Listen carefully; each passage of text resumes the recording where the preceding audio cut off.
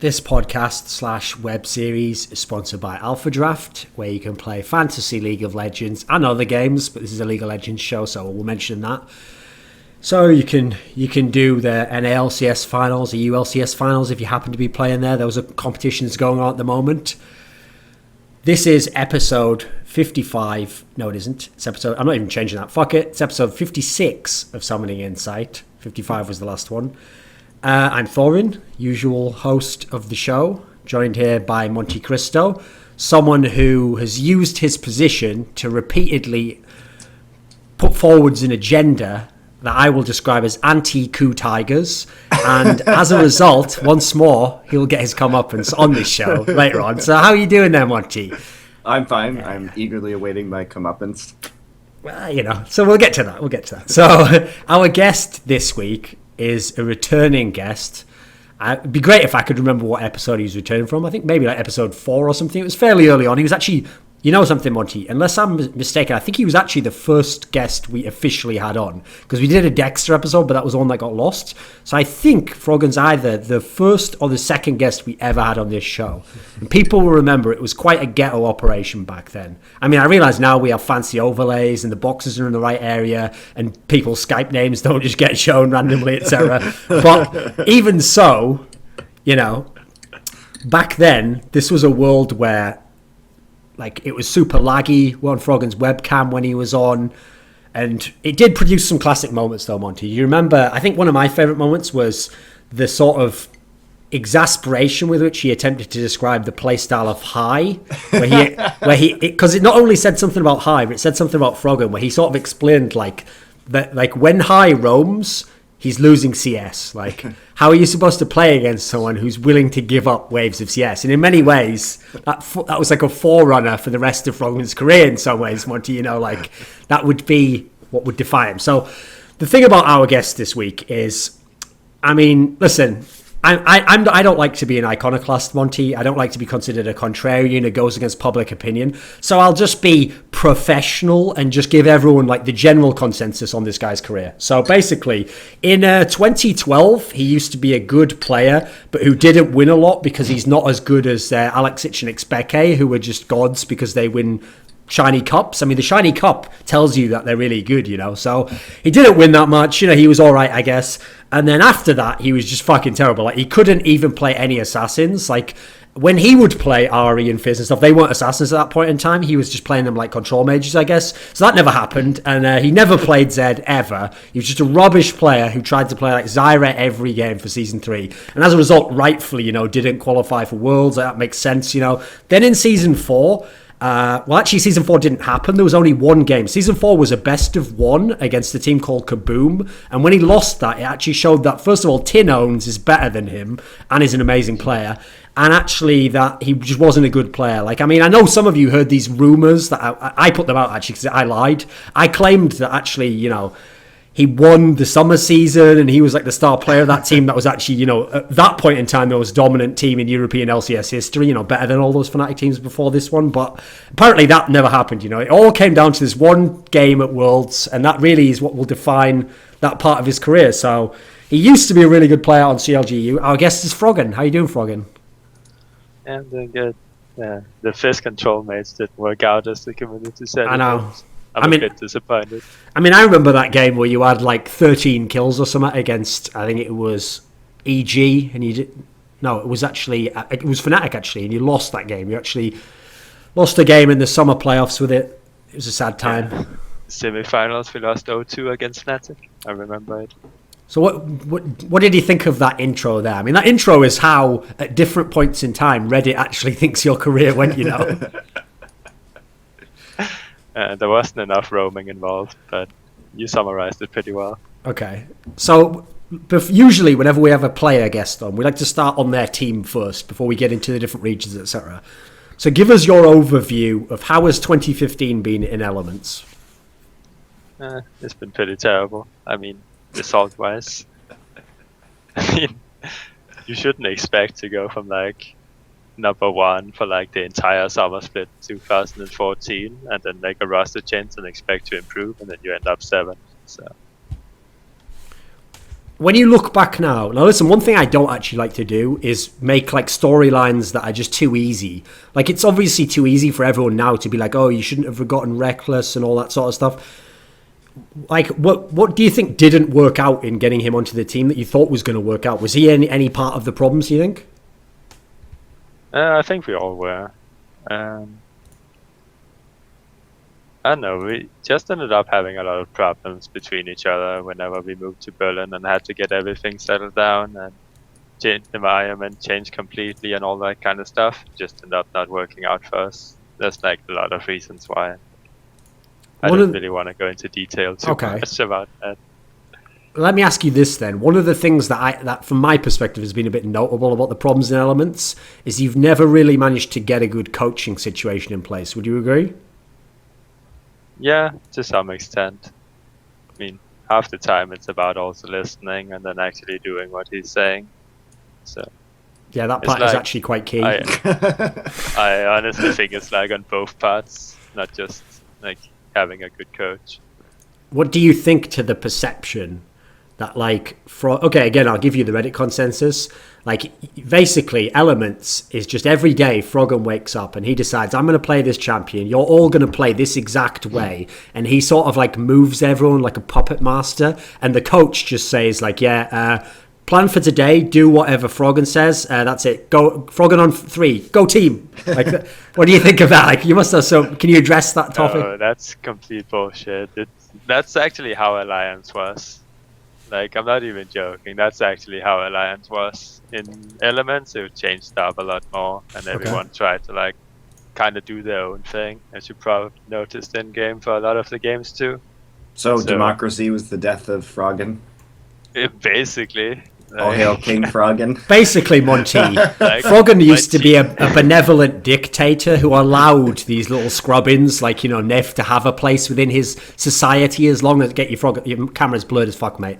So, and he was a magnanimous ruler, Monte, but he did rule with an iron fist. Like, you know, you had to either. Essentially, it was a fake democracy, like when Saddam used to run Iraq. He used to allow open elections so long as you voted him leader again for the next few years, or he killed you. So it was like that, okay? Then the problem was, like, Froggen kept reading Reddit too much, and it got to him. After the Kaboom loss, you know, everyone said, like, yeah, he ran team. So he was like, okay, I've got it wrong. Like, the little people are right, you know. They deserve a say in how, you know, they deserve some autonomy in how they are running society. And so he allowed everyone to have a say, you know. And as you can see, within Western culture, one area that I actually agree with fundamental extremist jihadists, Monte, is that our society is in many ways corrupt and doesn't work for the benefit of many people. So he's also found out that when you let everyone have a say, then it doesn't always work out. And also, similarly to the invasion of Iraq, we found out that when push came to shove, he didn't actually have weapons of mass destruction. So if that wasn't your approach this year then, Froggen, did you... See, here's the thing. You're saying like you didn't really do it, and people didn't necessarily do what the coach said, but at the same time you did like give up some control or whatever. So who is Froggen right now? You aren't like the guy... Put it this way, from the outside, people think, oh, Froggen's the one player who can't ever be cut from that team. It'll always be Froggen plus 4 others at some point in time. It's still all built around Froggen to some degree, even if you're not the leader. Like, you know, it's players you want on the team. Do you still have like a big say in that sense? Well, yes and no. It's still a team thing, but on the other hand, if I want something to happen, there probably is a big chance it will happen. Like, I don't know how to explain it. I haven't tried to do anything that's like only I wanted, no one else really wanted, so it's hard for me to say. People like, think when I created Alliance, it was like, okay, I want this and this and this, and then I would get it, right? But I haven't tried to do that in this season, so I wouldn't know if that would work. Another thing people think, okay, is they think that Elements had a similar philosophy to Alliance. Still picking scaling champions, still just waiting for the late game, still, if you're Froggen, still just like trying not to die and just wait and get the one perfect fight that can win the game. How much is any of this applicable, do you think? I don't know, for some reason we just always end up winning late game. It could be something to do with my style and just having something to do with us not knowing what we have to do in the early mid game, and then we just wait and then we win. So I think it's like a mix. Mostly the part where it's like, okay, we don't know what to do, we just wait, then we randomly win. Monty, why was Elements a bad team? I mean, pick your reason. Constant roster swaps, never settling on a lineup. So they had to constantly reinvent the team from week to week with players of different styles. Never having the caliber players necessary. Never having shot callers that could actually get work done, and then changing those shot callers constantly. I mean, pick. I think they actually did have enough talent. It's amazing to me, actually, that they had enough talent to kind of stay where they were. And not get relegated? Yeah, without developing synergy, really. I think we were pretty lucky about that one. There was a couple of wins we probably shouldn't have had. Like the first SK game we won. It's like they had 3 inhibitors down or something like that, and we still won for some weird reason. Like, well, luckily it was SK. So that was against SK. Helped. There was like 0 wins at that time. So I'd say we just randomly win for absolutely no reason. It's like opponents messing up and then we win. Do you think there is something to that theory, Monty, that people have, that they still tried to play this super late game style? It's been the criticism basically of all Froggen's teams to some degree, even when they were good, that they always play for the late game, that they don't take enough initiative early, or they don't have people who try to make, like, don't group early and try and take objectives. Was there something to that, do you think? No, I don't really think so with Elements, just because you just have to have a team that actually works long enough together to get a sense of their style. I think that Elements just went through an entire season of being a team without any kind of identity whatsoever. How do you develop a style when you're making all of these changes constantly and you don't have a firm direction on what your goals are? It's just a mad scramble at all times. And even this season, where we didn't see, necessarily those same amount of roster changes, you still were kind of screwed because Crepo decided to leave immediately before the season started. So then you were scrambling without a support player there for a little bit and having to change a lot about your team. I mean, it makes sense. It's been rough. Why did you change players every 2 weeks, Froggen? Why? Yeah. Oh yeah. A lot of internal issues, I think. Would it not have just been a good idea to just see the whole season out with the lineup and see how it went? You mean with the spring lineup? With whichever, yeah.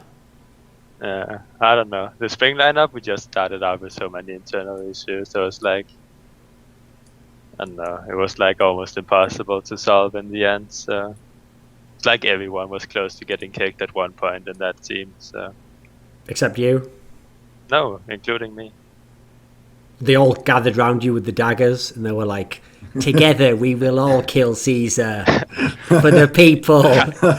I guess kind of, yeah. I don't know how it went down, but there just was a lot of internal. And I imagine your response was like that epic ending scene to a training day where you were like, "King Kong ain't got shit on me." You were like, when they all approach Denzel Washington, they all try to turn on him in that hood where he runs everything. Was it kind of like that? Did you have to make people back down? No, I don't know. I honestly think it's a mix of being in Alliance last year and then just coming into Elements this year, because it's been completely different in what I actually do for the team. And I think that might have surprised at least 3 out of the 4 people, because it's 3 teammates I still had in Alliance. And in Alliance, I basically did everything. Like, we didn't have a manager at the house in Cologne, so I was the one doing everything there. Like, there wasn't really much to do, but still. And then arranging all the scrims, all that kind of things was always me doing it. So I always showed like good interest for it, and I would always be the one like getting everyone out of bed if they're late and all that kind of crap. And in Elements, it's completely different, because it's, in my opinion, it's like our coach, manager, and all that kind of stuff that should take care of that. It shouldn't be me. So from that point of view, I just kind of like let myself down as a player and just like played the game instead of actually taking initiative to do anything. That's probably the thing I regret the most, actually. Of course, in Alliance, I did a lot more than I do now in Elements. or did rather, in Spring Split. And I think that kind of surprised them. So the first couple of weeks, they weren't too happy with that, I think. Was there ever a run of form where, like, for 2 weeks or something, you thought, like, oh, we're going to get it together, we're going to be like a playoff team, maybe this team can even win or something? Was there ever a period it was good? In spring, no. No, it was like... no, it was like a bit, like... It kind of felt like you just went to the therapist every single day when you were scrimming, instead of actually trying to improve on the game. Like, I'm not gonna go into detail too much about it, but like, obviously you can see from our games that we didn't improve in the game, so... Fair enough. Okay, so let's go into the regions then. So one of the things we told Froggen before is that because obviously in China, in LCK, it's getting to like the super important parts, we can't just miss LPL for a week like we did in some of the past episodes, where it would just get to the end of the episode and we were like, yeah, we're not going to do LPL. Goodbye, everyone. Thanks, Overdraft. Like, we're going to actually talk about them this week. So let's start out in LPL. Because in LPL, first of all, it's one of the hardest leagues to gauge anyway in the regular season because they play so many different games. Play like, what is it, like 44 games each or something insane before you get to the playoffs even. It must be 22, surely. Let me think. It might be 44, actually. I can't remember. It's 44 games because it's a double round robin, so it's 22 best of twos. Okay, so you play that many, then you get to the playoffs. Now, in the playoffs, we're already at the final point. That's the only match left to be played. So what happened was Snake lost to LGD. LGD went forwards, played EDG, and won this 3-0. Now, this is a massive shock because remember, EDG, there was 3 teams this year that everyone's supposed to have been able to bank on. That was SKT in Korea, who had this insane winning streak and they're the best team. There was Fnatic in Europe, who were undefeated and they're in the final. And there was EDG in China. And what's funny is, of the 3, I actually think most people still would have bet that EDG were the one who were the lock to win still, because they're the ones who had never seemingly floundered. When they did flounder, it was regular season games in LPL, and everyone kind of thinks, some of those are sandbagged, or you try, as they did, you try subs out sometimes. No one really put it down that EDG could be anything but top 2 in China, certainly. So Monte, how is it possible LGD not only won the series, but just swept them? Well, I mean, it's obviously extremely unlikely. Now, LGD has been a team that I've been talking about for a long time as a team to watch because we didn't see any roster changes between spring and summer, and they really, I think they should have won the LPL Finals last time against EDG. I think it should have been them going to MSI. They nearly had it in the bag, and EDG sort of clutched it out at the last possible moment, but it was a 5-game series. Now, LGD had a weaker season. Some people have said it's sandbagging due to the playoff format, as it were, because the playoff. The weird thing about LPL is that the playoff format wasn't announced until very late in the season, and they changed from this 8-team bracket where it was pretty standard: 1 plays 8, 2 plays 7 in a big single elimination quarterfinal bracket, to what we have now, which is a sort of modified gauntlet. Where the higher you were in seeding, the higher you got placed in the gauntlet. And that means that we had a very interesting situation where LGD had to make a late season scramble. Now, why I'm not entirely convinced that they were sandbagging was that, okay, I don't know what to say about this, but they didn't actually clean up at the end of the season. It looked like they were still sort of coming online. I think the bigger factor is they didn't have a coach. I believe in week 11 of the LPL, they acquired Starhorn Royal Club's old coach, the coach that has coached 2 teams to the World Finals in the last 2 years, named Chris. And before that, as I understand it, and these are all rumors coming out of China, so I don't know if they're true, but what I heard was that Acorn and PYL were doing a lot of the coaching duties on that team. So they acquired a coach, and I think that's probably the biggest reason behind their turnaround, because they were without a coach for most of this season. And they said in interviews after the games that he was the one doing pick and ban entirely. Okay, so what did you think of the actual series itself? I think EDG played very poorly. I think LGD played pretty well. They looked pretty sloppy in game 1, but games 2 and 3, I think they definitely looked better. Now, EDG, I don't even know what's going on with these guys. I think they massively overcommitted to many team fights, and they didn't really play around LGD's compositions particularly well. I think they engaged a lot of the time without vision. Deft has been on a decline this season, while Imp has been on the rise.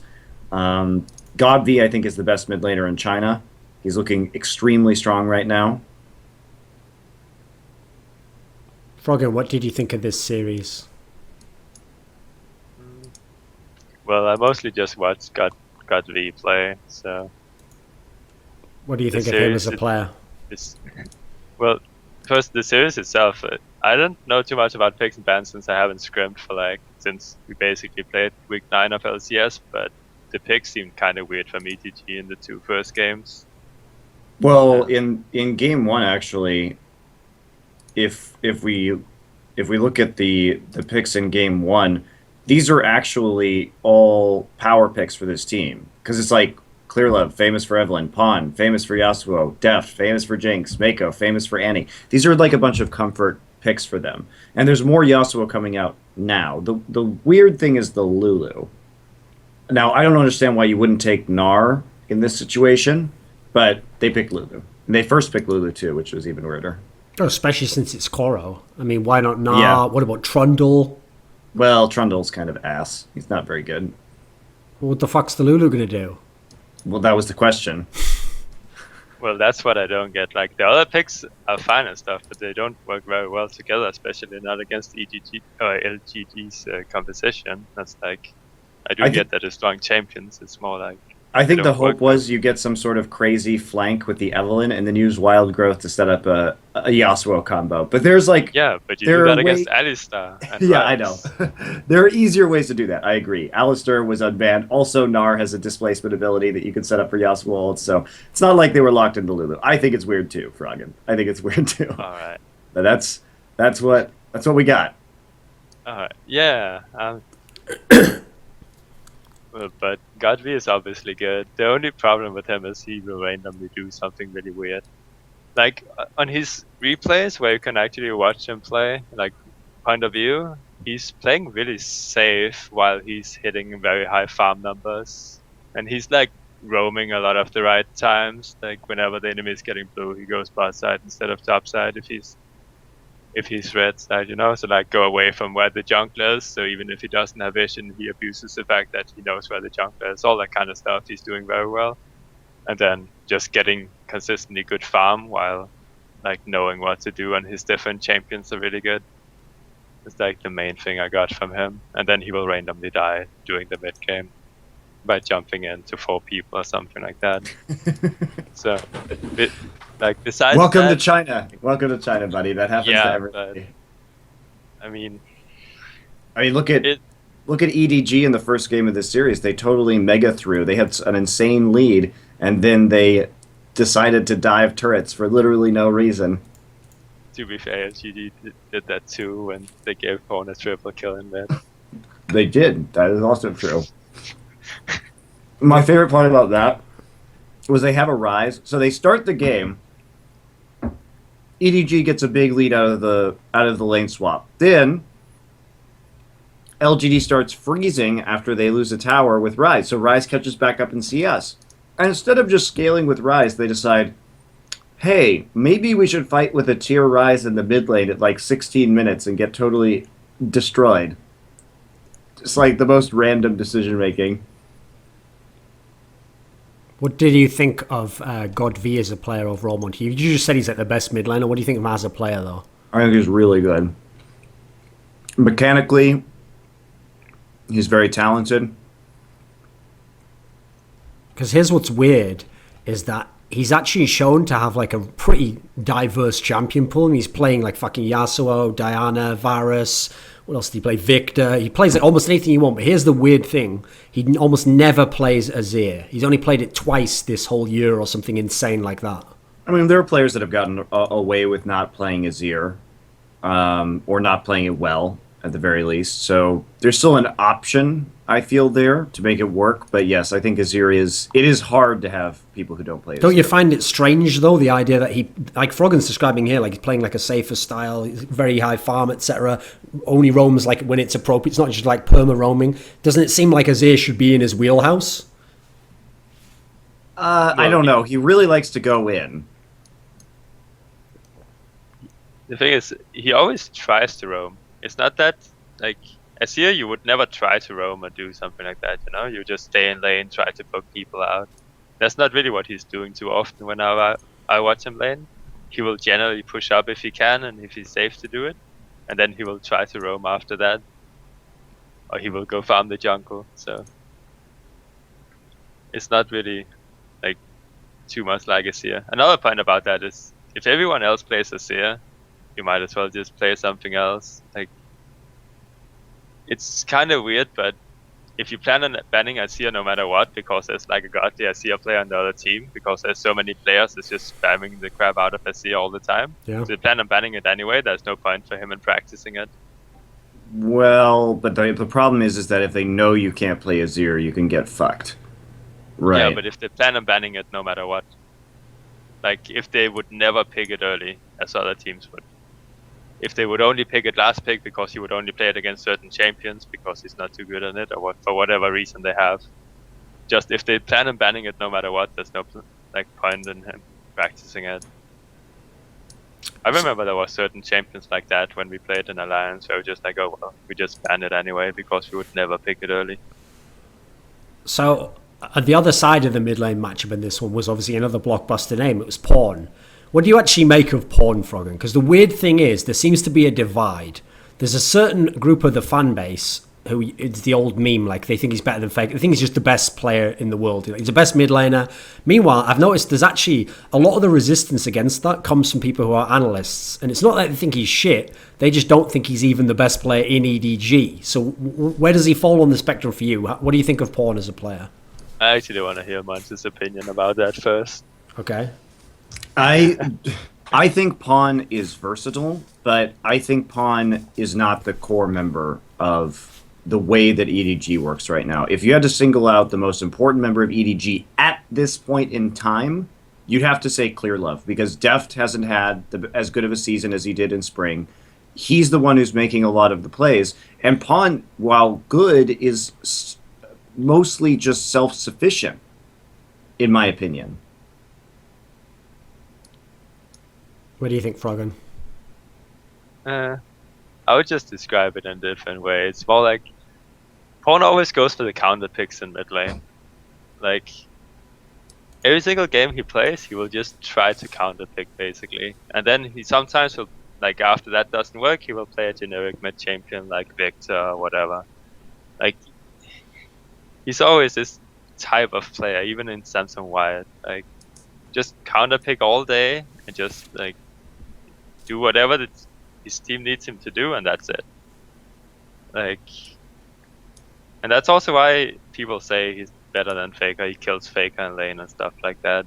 It's because he is very like smart about picking in lane, and he plays the laning phase really well. And you also see that in the LGT game where he randomly goes for LeBlanc into Yasuo, which is actually a very good matchup if you want to snowball the game. So. Well, yeah, but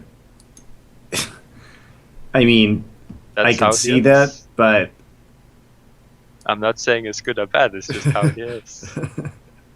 He will always do that. He did that in Samsung White too. Because my problem with Pawn is, okay, here's the best way to think about Pawn. If Pawn played for a really bad team, say he was like in Coco's position on CJ Entus, okay, where a bunch of those players individually aren't that good anymore relative to their region, okay. As a team, they're pretty decent because CJ actually like at least can team fight well, etc.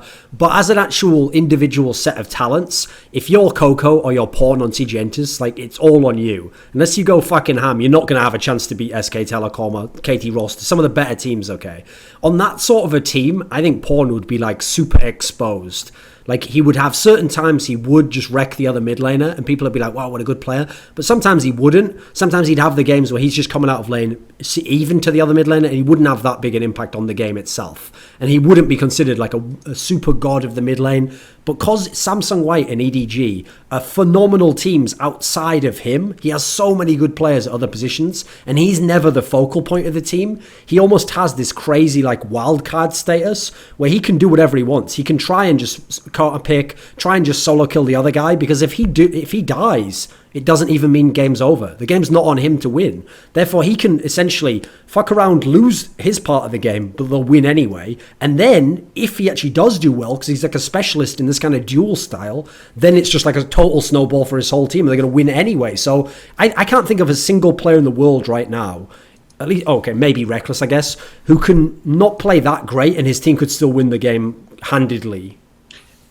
It's also the fact that I think what's interesting about Pawn is he can get champions through laning phase that, like Kassadin, that you shouldn't be able to get through laning phase. Like, you should not be able to win your lane with Kassadin against Viktor. Certainly it's a fine matchup for Kassadin, but if the Viktor plays it right, you're just going to fucking lose your mid tower. I've seen this over and over and over again in Korea when people try and play Kassadin. There's a reason why no one in Korea plays Kassadin.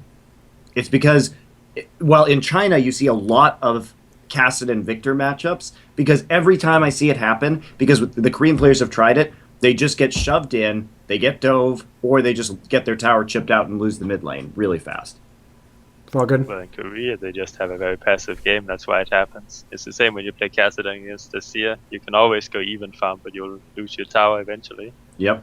Like, Pawn can do it because he has clear love as his jungler. That's literally the only reason. It's the same, like, Godv has played a bit of Kassadin too, and he has absolutely smashed the Lulu with like 50 CS and killed her 3 times in lane 2. Like, it just happens when you have jungle control, and if you can get 1 kill, then you will absolutely snowball the game. Like, Kassadin is really strong against Viktor because he has like 2-second jump or 1.4-second jump or whatever when you get some CDR. So the reason they can do it is just a lot of fighting, and then basically dragging Viktor away from the lane instead of only being focused on the lane, which he should do against Kassadin. So it works in China because it's a lot more fighting game than in Korea. What do you think, Monty? Sounds like you aren't sold. I think that only works if the players decide to opt into all-in situations. I think that if you play in a more ward-centric style where you're trying to just play for the turret or the pressure advantage with the minion wave, then you're not going to get killed by Kassadin very frequently. As long as you have help from your jungler, which if you're extending that far down the lane, you should have. And a good example of this is SK Telecom. You can look at their SKT's matches versus the Koo Tigers, where they played the Viktor Kassadin matchup earlier this season, and see that Faker just totally puts Kuro in the dumpster because Bengi is just sitting in his river the entire time while he pushes up and takes the tower. There's no chance to gank. I agree, but that's not how they play it in China. I agree. I agree with that too. Like, we're saying the same thing. It's just in China it works because of that. What do you think? Okay, since the problem with Pawn is almost like the old philosophy of when people used to only look at players in laning phase. So he is so good just in the 1v1. Like, if this is a 1v1 game, he would be a super, super good player. What do you think his actual game impact is, Monty? Like, once you get to late game team fights, once you get to the point where you're rotating around the map, what do you think his level is at that? What is he good in aspects of that? Yeah, I think he is. And that's what, going back, I think that's one of his strengths, is that part of his late game impact comes from the fact that, like, EDG can have a late game Kassadin, right? They make it work. They, like, Clear Love is good enough right now to shoehorn picks through in the mid lane that you shouldn't really be able to use, but he manages to get Pawn ahead, and then Pawn can carry.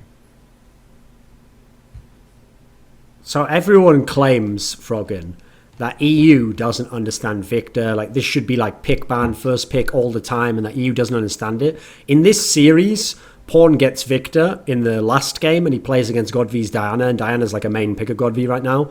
And like, what do you think of that? What do you think of this general point about Viktor, that people think Europe has a different sense on him? And what do you think about, is it as OP as people who watch Korea make out? I mean, I think it is. Viktor is obviously a very strong pick, and he's very likely not the reason you would actually lose a game ever. So, like, he holds very, very easily. He has really high burst. He actually has decent mobility with his Q speed up. He has stunts and everything. Very good control mates right now. I think he is as good. In EU, I don't know. We are always weird in EU, so I don't really know why we shouldn't play him more. It just ends up not working most of the time. I love this. The EU players don't even know why the EU meta is the way it is. Man, I haven't played for like scrimmed for like a month. What do you want me to say? Which EU mid laners would be really good on Viktor right now? Who do you think? Even because his team doesn't lose the game before 15 minutes, so he gets time to scale up. That's like what Viktor needs. So okay, we got Forbidden, because actually similar reason to Pawn there. I mean, Forbidden can also, in theory, not do super great in lane and they still win the game. I think Power of Evil plays it pretty decently. He's pretty good, right?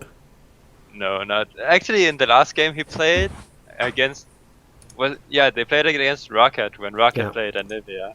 That's like a suicide thing for Rocket to do, by the way. So yeah, they make it work because they play against a no-pressure champion in mid lane, so he has all the time he wants to actually roam and scale up at the same time.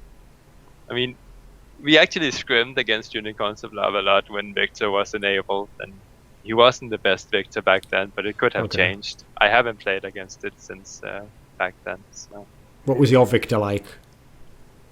In solo queue, it's my highest win rate, but in LCS, it's the other way around, I guess. See, that's a problem right there, solo queue. See, Froggen, Forgiven told me he's fucking awesome on Corki in solo queue back in spring, and then we all saw what happened every time he tried playing it in actual games, you know?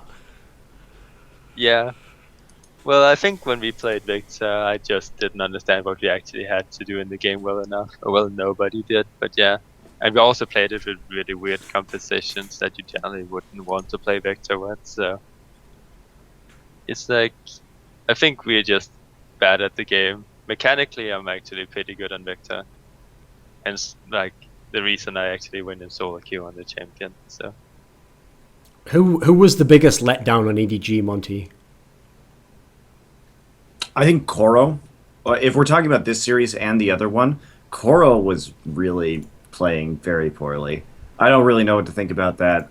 He wasn't given the best picks, it's true, but he also failed to make any kind of difference. And I think people really overlooked some aspects of his play at MSI. Such as? There were games in the finals where he would just die, like, a lot. Pretty much constantly just... There was one game in particular where once he started getting dove, it looked like he really started tilting, and then he just kept feeding over and over and over again instead of playing more conservatively. I think we saw shadows of that in this series, especially, I think, in Game 3 against LGD. Yeah. It definitely was not a strong showing for Koro. I mean, these two series were really disappointing in as much as I've always thought of Koro as like a really good top laner. Like, personally, I've always thought Duke is number one, but obviously he has the contingency of his team's not that good and there's issues there. So it's always hard to judge a player when they're not having success. So for me, it was like the top three for me in different orders depending on where their teams were was always Duke, Koro and Smeb. I had those three. I was always rotating those three depending on how it was going. So to see Koro do this poorly, and not only that, against... Okay, it's one thing when you're against Acorn. Acorn has never been below a consistent level in 2015. He's always been a very good player. But against Zitai, that's where I've got my real questions, you know. Zitai is not a really good top laner. And, I mean, in theory, I guess he didn't have to do that much in this series, but that's where I really have my qualms, where it's Zitai's giving you any sort of issues. What do you think, Monty? I really don't like Zitai. I get into arguments with people about Zitai because I think he's really bad. I think that his split-pushing playstyle is not meta and will not work at Worlds, really, against other top-level teams. I think he's really ridiculously inconsistent, if Aurelia and Trundle get good again, then and split pushing becomes more viable, then IG could be a major threat at Worlds. But I think that's the only possibility where that happens. So I guess I'm just not a Z-Tai fan. I mean, I'm not a fan of IG. I think that they are like hilariously inconsistent and weak in many, many ways. So Froggen, people always keep telling us that, like, especially people who are European AD carries, like, AD carry, you just can't actually carry anymore, like, it's all about your team now. You have to play these 3 champions. But in theory, Deft and Imp were 2 of, like, the superstar AD carries. These are guys who can be the best player on their team. What do you think of, like, how that series went in terms of EDG, IG? Is it true that AD carries can't carry anymore? No. I think AD carry is like the biggest carry role, to be honest, because they actually has the possibility of doing something the entire game. The 2 main carries is obviously mid and bot, right? Yep. Mid laners, usually for the entire year, they just need some wave clear, and then you can basically just wave clear and wait for your team to either win or lose. Yeah, that's your strategy. Well, that is actually a thing you can do. You don't okay, have to sure. play around mid at all. And then it's just mid joining in for team fights, and that's about it. So it's always this control mage, and that's also the reason we see a lot of those control mages. Because all you have to do is really farm, and then the bot lane can always just destroy people in lane swaps, and they can completely snowball the game. While like Sivir, permaban pretty much, Kalista, same. There's just so many AD carries right now. Like Urgot was at 2 at MSI, so there's so many AD carries that you have actually been able to just destroy a game with in this season. So Monte actually has a different theory to you, Froggen, because Monte thinks this meta was based around the top laner being able to carry. I still think that. I still think top laners carries really hard. Like, you can obviously look at Huni. He carries like pretty much over half the games of Fnatic. But that's also because the bot lane is playing really well around TPs. Okay. Monte, what did you think of this matchup, Def versus Imp? I think that it was a mistake to give Imp the Kalista for sure. That's always been a pick that he's been significantly better on than Deft. I was impressed by his Kog'Maw play here, which we think of more over history as a pick from Deft rather than Imp, but he performed super he well. was using it quite a lot on White as well. Sure. Back in the spring especially. Sure. I'm just saying. But true, signature champion of Deft, yeah. Yeah, it's more of a signature champion of Deft than it is. And Deft got it in this series in the last game against Kalista. Yeah, but that's really rough. And Imp totally took over that game and absolutely crapped on him. So, I mean, that was just the Imp show. The last 2 games of this series were really just Imp going nuts and showing why he's been probably the best AD carry in the world this summer. He's been extremely impressive. And for me, it wasn't much of a contest, honestly, between these 2 guys. But isn't this a problem, Monty? Because it's one thing if somehow LGD had come with some genius pick ban strategy and they targeted Def and all this. They didn't, though. The 3 champions he got was Jinx, Corki, and Kog'Maw. Now, if you tell me beforehand he's going to get those 3 champions, I'm like, great, series done, there we go, there's a problem solved. You give them all the champions. They're all comfort picks, right? Yep. Yeah, absolutely. And it has been Deft underperforming, and many people have been saying this for a while now, that Deft just hasn't looked as sharp as he did in the spring season. And it's unclear why that is. And then over in the IG series, apparently he just decided, well, all my comfort picks don't work anymore, so I'm now going to play Vayne, Twitch, and Lucian, and Sivir. So I'm just going to play a different champion every game. Well, his Sivir is really good. I'm going to show you the gamut of all the champions I can or can't play, as we will find out in this run. So, do you think has Def just fallen off as a player? Has he gone to shit somehow? I don't think he's gone to shit. I think he'll make a return soon. I believe this is just a temporary issue that will be resolved relatively quickly. I think that they're still going to Worlds. I think they're still going to be a major threat at Worlds. I wouldn't worry too much. One of the weirdest things about the first series, by the way, is that Clearlove didn't play Lee Sin. This was a champion that he had an extraordinary KDA on in the spring season. I played it against in Game 2. He did, yes. But also, they gave TBQ the Lee Sin in game 1, which is TBQ's best champion. TBQ also had an uncharacteristically good performance in this series, which was interesting. Okay. But yeah, it was weird. It was weird the way things went here for sure. Why do you think Imp is so good now? Because before, obviously, Imp's career in a weird way was hindered by playing with Mata, since everyone considered Mata the better player. So you're always going to get some of the credit taken from you there. But obviously, he's been like pretty sick for about 1.5 of the 2 splits that he's had in China. Yeah, he has. I think that he still has a good support. We have to give a lot of credit to PYL for being an extremely good player in his own right. And it seems like he's just stepped up his game. I think he's got something to prove. Did you ever scrim against Samsung White when you were at Worlds, Froggen? Yeah, I think we were the team that scrimped them the most. What did you think of Imp in Samsung White? Well, they have a winning record against our bottom lane. Let's put it that way. Like, he is really, really good. Back then, it was honestly just they picked Tristana every single time it was possible, and then Imp would play Tristana as a split push champion. Like, that's how Imp would play, and he would just, I don't know, Samson White had this weird play style of just always fighting, so we would always have a massive bloodbath against them, and every single game you would see Imp and Tristana. Whenever he goes back to lane, he just jumps into people, like every single time. And it would happen every single time he would get Tristana, and he would just get 1 kill. He would just jump into people. There could be 3 people there and wait for him, and we would just kill him. So he could go like 0-5 in a game or whatever, and it wouldn't matter because his team would win the game anyway elsewhere in the map because we would spend too many resources on it. So obviously he has a really good understanding of like when he can do it, but he just always does it anyway.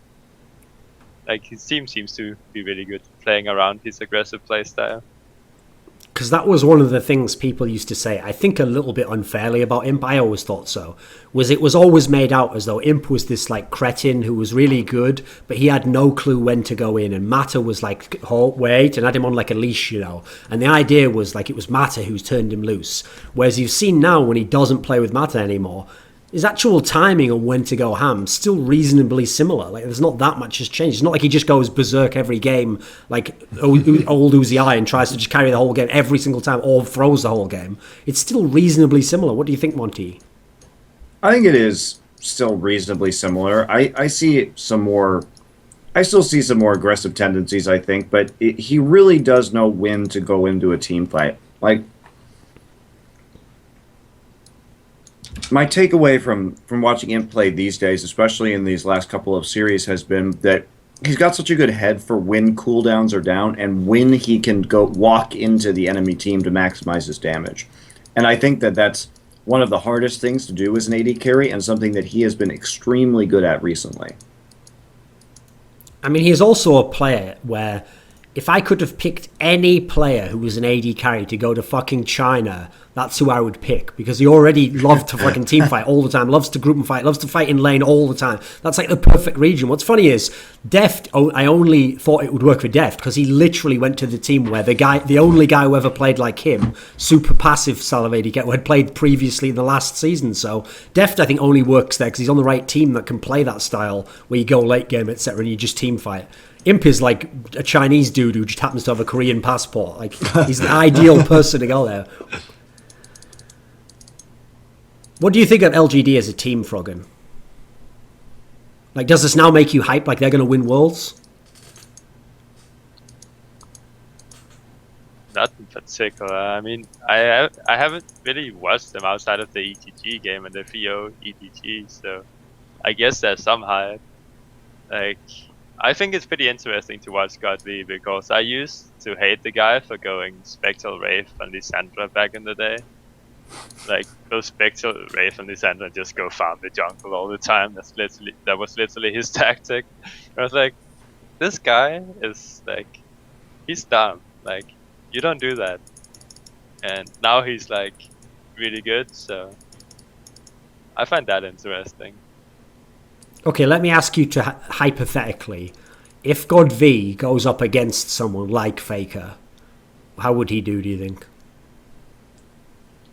He would do like he's doing against Fawn. He's just farming up safely, nothing really happens, and then like the fighting and skirmishes comes. That's like always what's gonna happen, especially with the way Koreans are playing the game. It's not like Faker is getting all these crazy solo kills anymore. He's like getting actually Faker's like getting pressured in some matchups. Like you've seen it recently. Whenever SKT plays, he's actually not been playing that great. So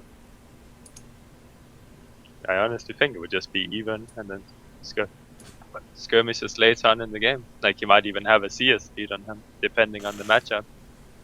Monty? I don't know. I think it's really hard to tell.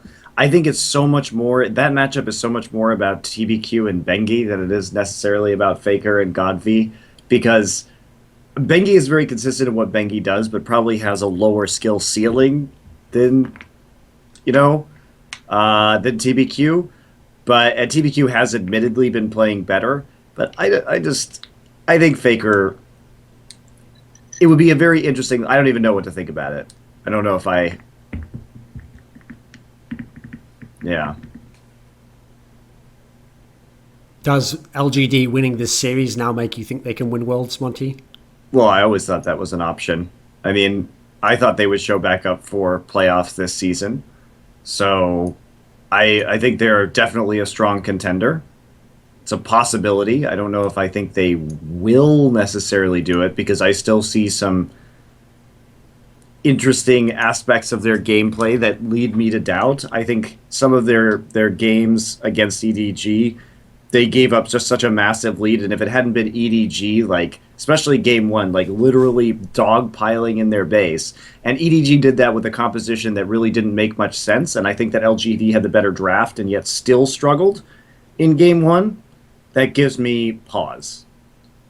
Because they can't just count on that. Now, the other games, to be fair, were very efficiently closed out, and I think that it was played well by LGD, but I still think there are elements of their play. I also wonder about not necessarily Godv's effective champion pool, let's say that, because I think that he does have very effective champions that he's extremely good on. I mean, obviously everybody knows about his Orianna and his Diana, but I wonder how meta-dependent he is as a player. Like, what happens if Diana and Orianna get nerfed? Where does he go from there? I mean, he's played a lot of shit. Like, in Sure. the spring season, he was playing totally different champions. That's true, but he also wasn't looking quite as good as he is right now. I mean, he's actually famous for being like a Zed player, so he plays a ton of stuff. What do you think of Rookie as a player, Froggen? Because obviously IG also managed to beat EDG in the 3rd/4th place game. What do you think of Rookie? I haven't been watching too much Rookie. I to think be honest. I think Rookie looked really, really good in that series. Obviously, he can really stick up for himself, and it was surprisingly effective. So I really like watching Rookie and Pawn play each other, because we've had a couple instances of that Echo Yasuo duel in this season that have been incredibly entertaining. And Rookie is just such a good laner, and he's such a good duelist. So why does Godv edge him as the best Chinese mid/mid in the Chinese region? Because I think that Godv is not as reckless as... I think they're both relatively reckless, but I think that Godv is less reckless than we see Rookie. Rookie, part of it's the coordination too, which is that IG, I think, is just simply a less coordinated team than LGD is, so that reflects. So in the final, that sets us up with LGD versus Chaogu. And Chaogu's been the team who are the revelation of this split of China. They're the team who they were only just put into LPL this split. They have Swift from over in Korea, formerly CJ Frost jungler. and their team fighting is where they've made their name, and they've made it all the way to the finals now. Do you know much about Xiaogu, Froggen? Have you watched them at all? Nope. I have not. Fair enough. Monty, what do you think about them now? Because here's the thing, you were one of the people who was a critic of them, who said that in the playoffs you thought maybe they'll fall apart. Well, I have been a critic of them, and I still don't think that... I don't know. I think that LGD and EDG are clearly the best two teams in China. Everyone else is like a step below them. Yes, I know EDG just lost to IG, but I think that will change. Xiaogu beating IG, that series... I mean, it was just kind of a mess. It was what I expected, just like the Vici IG series was kind of a mess. Again, Xiaogu, because they got second in the regular season, they only had to play one best of 5 before going to the finals. And so we are in a situation where like they had to face just a sloppy team because EDG had to face LGD just because what happened was the lowest seed had to go to that next round to face EDG. And since LGD, even though I believe they are a better team, had a lower seed because of their standing in the regular season, they ended up versus EDG. So probably the match that we were expecting to see in the finals happened a bit early. Now, Xiaogu, famous for splitting series, 1-1, 1-1, 1-1, 1-1, the entire season long.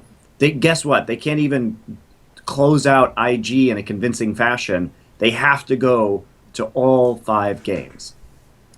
And I just see QG's playstyle as so unstable. They're great at team fighting, but they don't know when to team fight. They just team fight until they win. And sometimes they win and sometimes they lose. And I'd say that like they have like a 55% chance of that working. And so they just continue to flip that coin, basically, is how I feel about Xiaogu. So how does that work in the final when you're playing LGD then? I think they're going to get smashed. Do they not have any chance? I think that LGD, if they're smart, will just refuse to fight them and just do what LGD does, which is pressure the side lanes, and then they'll win the game through turrets. That's what I would do. Yeah, I think it's pretty reasonable LGD should win the series. Now, in theory, the EDG series was the hard one. Once you got past that should be now victory at this point in time. Yeah. I think it's almost assured. So, okay, let's do Korea then. So over in Korea, LCK, we have their playoff system basically runs the same as a gauntlet style. It's based on where you finished in the regular season. First plays, well, the simplest version is fourth plays fifth, winner of that plays third, winner of that plays second, winner of that plays first. So we've already had the first 2 matchups happen. So the first matchup was Koo versus Najin. Everyone on the show picked Najin to win. I said it'll be close. In the end, Koo won 2-1. Did you watch this series, Froggen? Some of it, yeah. What do you think of either of those teams and the fact that they're moving on?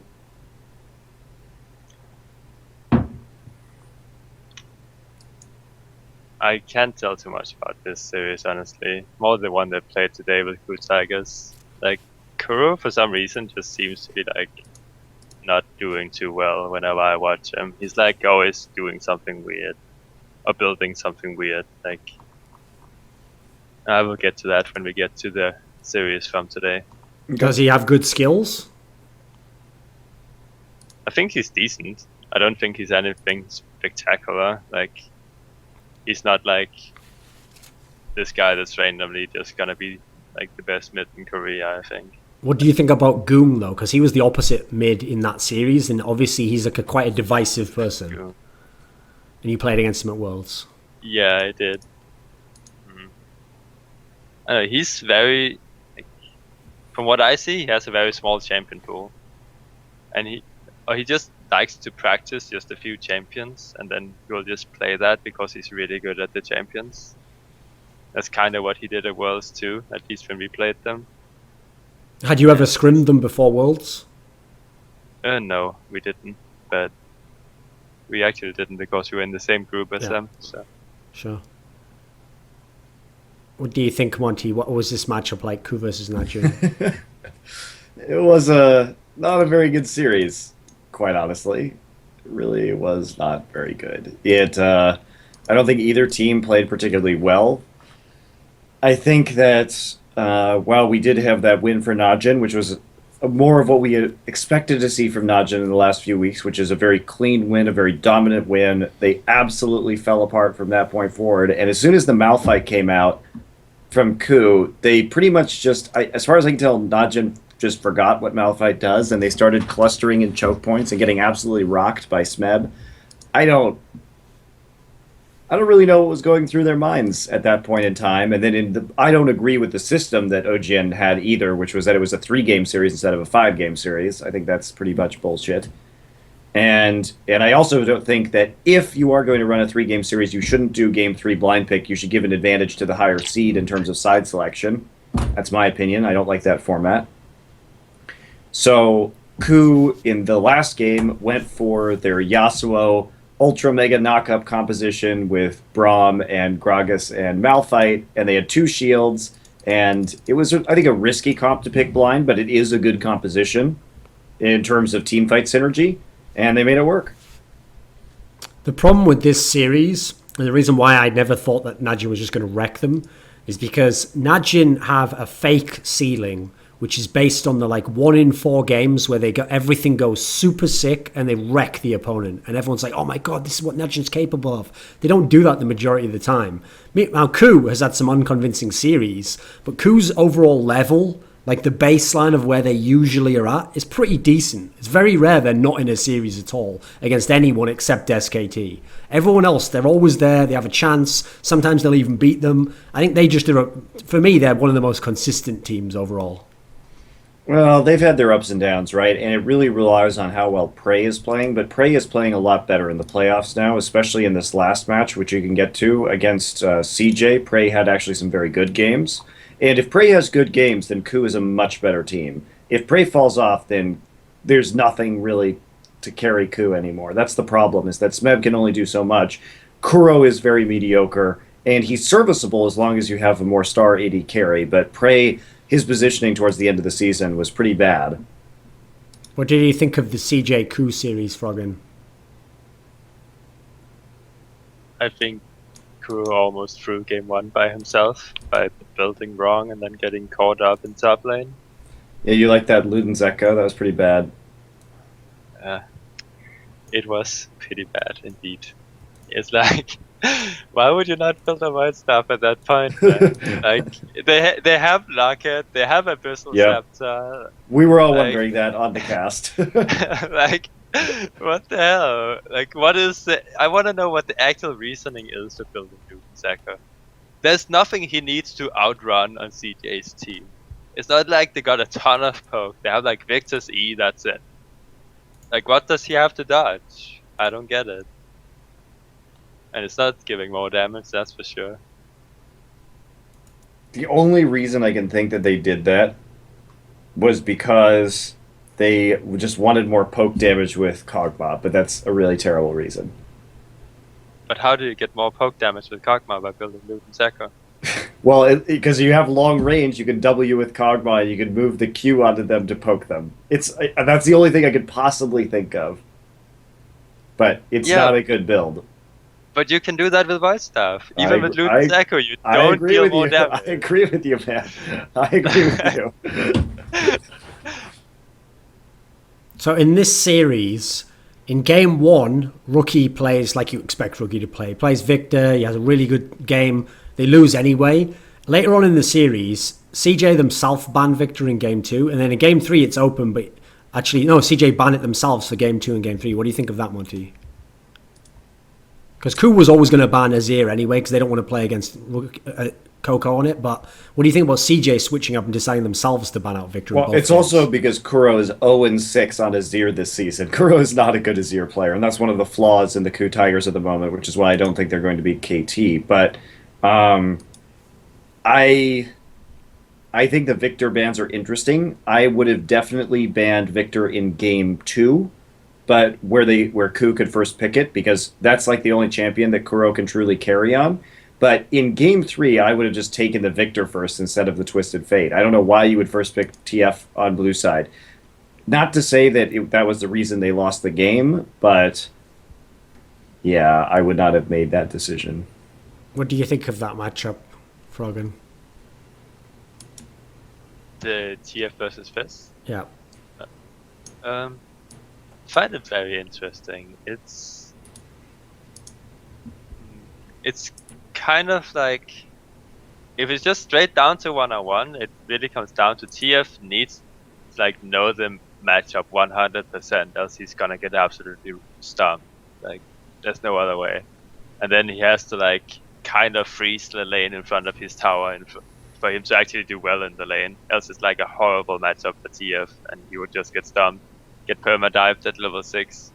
So I think like if you actually want to go for the TF, you should go for like lanes that can actually snowball really hard. And isn't that a problem then that you've got Shy on Maokai and yes, Space on Kog'Maw as the other lanes? Yeah, they should like honestly they should like they can have a tank in top lane. It just has to be Shen, but he's banned. So because Shen can protect TF from the dives from Fizz, which is really good, and it's actually really easy to kill people with Shen and TF because you have the taunt into gold cards in top lane. But you can also in my just opinion, you can just dive people in bottom lane too with the Shen TF combination, because TF can port in with Shen on top of him. Exactly, it does way too much. But I would still have liked to see Olaf top from CJ and then like just stand at bottom lane, and you would basically be able to kill all the lanes just by jumping. Well, spoiler, Shy doesn't play Olaf. He only plays tanks. That's actually one of the Koo's pick and ban for it. But you see, this is the thing. Yeah, this is the thing. CJ does play TF though, and what was so brilliant, I think, about the picks and bans in this game, especially from Koo Game 2 and Game 3. In Game 2, Koo had a specific strategy to deal with Shen. Shy had a 32 KDA and was 6-1 on Shen this season coming into this game, and yet Koo had a specific plan. We're going to pick Shyvana. This is how we're going to play. Space is on a relatively low mobility 80 carry in the Ashe. As long as we have Lulu, Shyvana, Smeb is going to smash their backline and crush Shy in lane. Absolutely happened. Built Blade of the Ruined King. Did work. Koo gets an easy win. Game number 3. Kuro has never played Fizz before in his professional career. Never seen it. They pick Fizz early. We think it's for Smeb. And he comes out with it, and he has a pretty decent game. Is it an amazing Fizz game? Is it like a pawn level Fizz game? No. But he does enough work on it, and the strategy itself was very sound. Well, I think the reason he can't do enough work is because CJ just has a terrible pick and ban in this situation. Like, yes.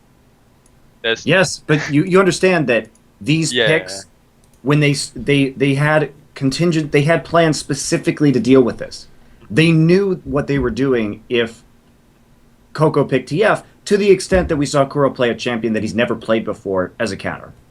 So you have to admire the preparation here from Koo, because they really had a good read on CJ.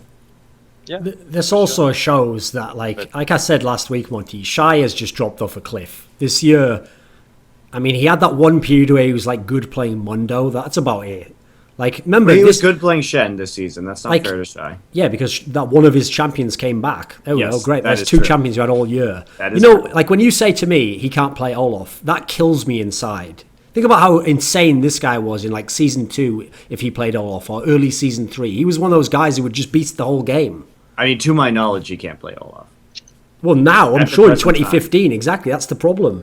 He's actually repeatedly shown he doesn't pick the strong meta champions. And in fact, even when carrier champions came back this year, he very rarely ventured onto them, because usually he'd get his fucking head smashed in. So instead, he's just stuck playing tanks and stuff to zone. That's it. That's all Shy does now. As far as I can tell, his current champion pool consists of Shen, Maokai, Rumble, and the odd terrible Gnar game. Yes, that I wouldn't count that as a champion he can play. So, I mean, that's just depressing itself, because in theory, he was one of the stars at one point in this team. And when he goes away, that's why it becomes the fucking Coco show. That's why he is like the Bjergsen of this team, because Space is never going to be a really good AD carry. He's just going to be a clean-up AD carry. And even then, he was terrible in this series. True? True. I mean, he was absolutely appalling in this one. I mean, explain to me this pick ban, Monty, in Game 2, where they have Shen, Eve, Oriana, Ashe, and Leona. What are they going to do with that comp? Nothing. They have no damage. It's absolutely horrible. And then you look at the opposing fucking lineup. Yes. Well, you look at the opposing lineup, and they have kind of low late game damage too. But Smeb, the strategy is very. It's never going to get to the late game. That is true. Look at these fucking champions that they have. That is a true statement. I mean, what is even the win condition of that comp there? The Shen, Eve, Orianna, Ashe, Leona comp. Is that even a comp? Has anyone ever even played that? There's no damage. Has that comp ever been played in history? I wouldn't be surprised. This would be like a Season 2 comp. Except Ashe has been changed, so that doesn't even work anymore, you know. Yeah, Ashe was played sometimes in Season 2. Sure, but I mean, it's been reworked as a champion, though. Oh, yeah. So it's quite different. It's still the arrow into shit, so... Yeah, but you have to have follow-up damage, Froggen. You can't play Ashe or... No, I was just pointing out it would be a comp in Season 2. Sure. The fun days. Season 2, you would not take cleanse. Like, this is like, okay, let's hope they don't take cleanse against all the CC, so we can wombo combo them. Oh, I have a question about that, actually. So recently, there's been a lot of discussion, well, not a lot of discussion, just discussion where I find interesting conversations about, like, summoner spells. So one of the points someone made was that, I know a lot of people aren't fans of this, I'm not, a fan of the fact that heal is basically like everyone has to have, someone will always have heal in bot lane now. It will be used in almost 100% of bot lanes in competitive play since they buffed heal. So we're not in a world anymore where before, there was quite a lot of diversity actually. Some guys choose Ignite, someone chooses Cleanse if it's double lift or someone chooses Barrier if he wants to have specific duels. What do you think about the fact that heal essentially has killed all those other summoners in general, Monty? I think that it would be nice if heal was nerfed a little bit. I think that it's interesting that we finally saw perhaps something changing on that front because the cleanse pickup in lane, they were able... I don't know enough about dual lane matchups to understand right now why Prey and Gorilla were able to do so well with that cleanse, and I really need to go back and review that VOD so that I can understand the lane matchup a little bit better. Obviously, cleansing the Leona CC gives you more time to trade with the Ashe and the Leona, but it was, I think, a bold decision. I didn't think it would work without the heal. What do you think of it as a summoner spell, Froggen, in that sense? Do you think it has changed the game in a positive, in a negative way? I mean, I think it would be a lot harder to play the game if there was no heal.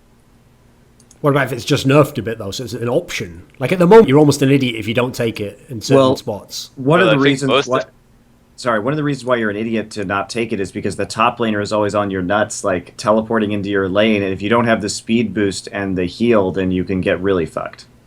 That's exactly what I was gonna say.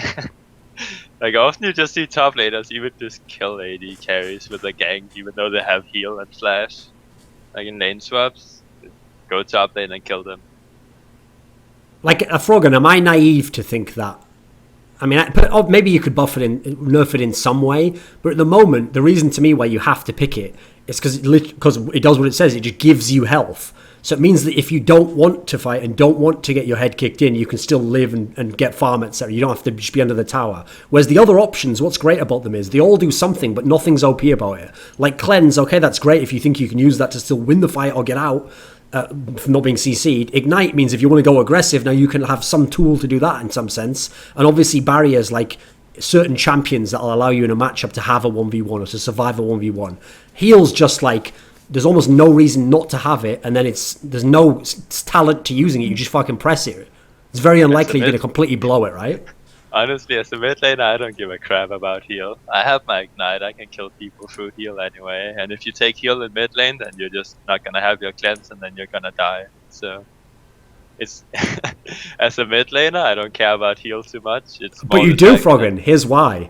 Because if heal didn't exist, then your bot lane might be able to smash their bot lane so much that people aren't just on your nuts all the time in the mid lane, and now you can just safe farm, do your matchups, and then you'll actually be able to win the game late because you'll have an AD carry who could potentially be winning.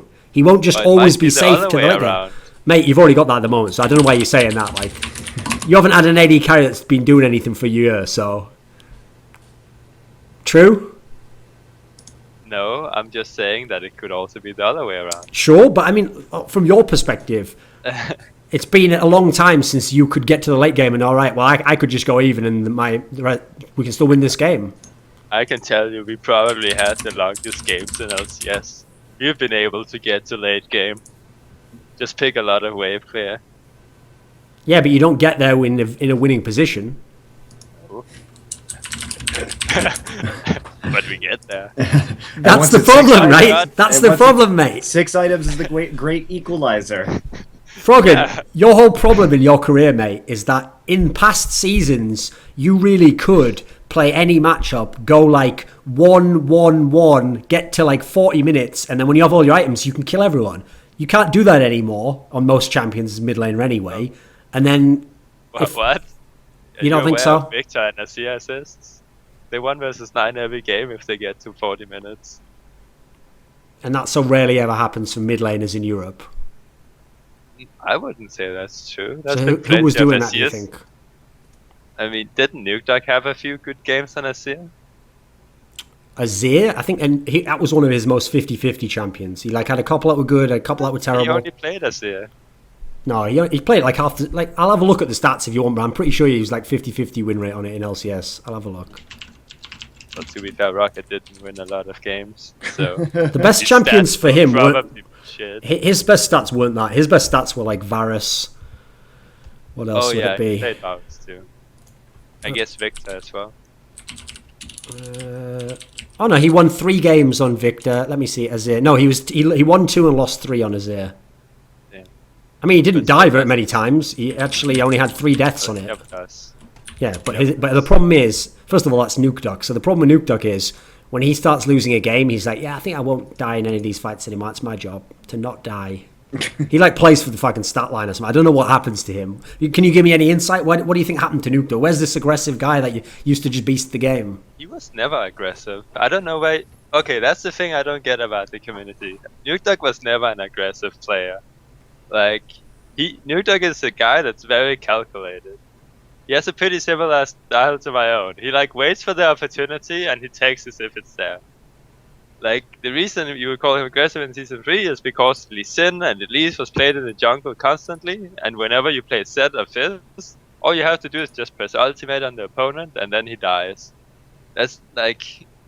That's the reason why Zed was pretty much perma-banned, and then Fizz was banned against him a lot too. And it was like played in Europe a shit ton, because they can just kill people at level 6 for absolutely no reason, because they were super broken.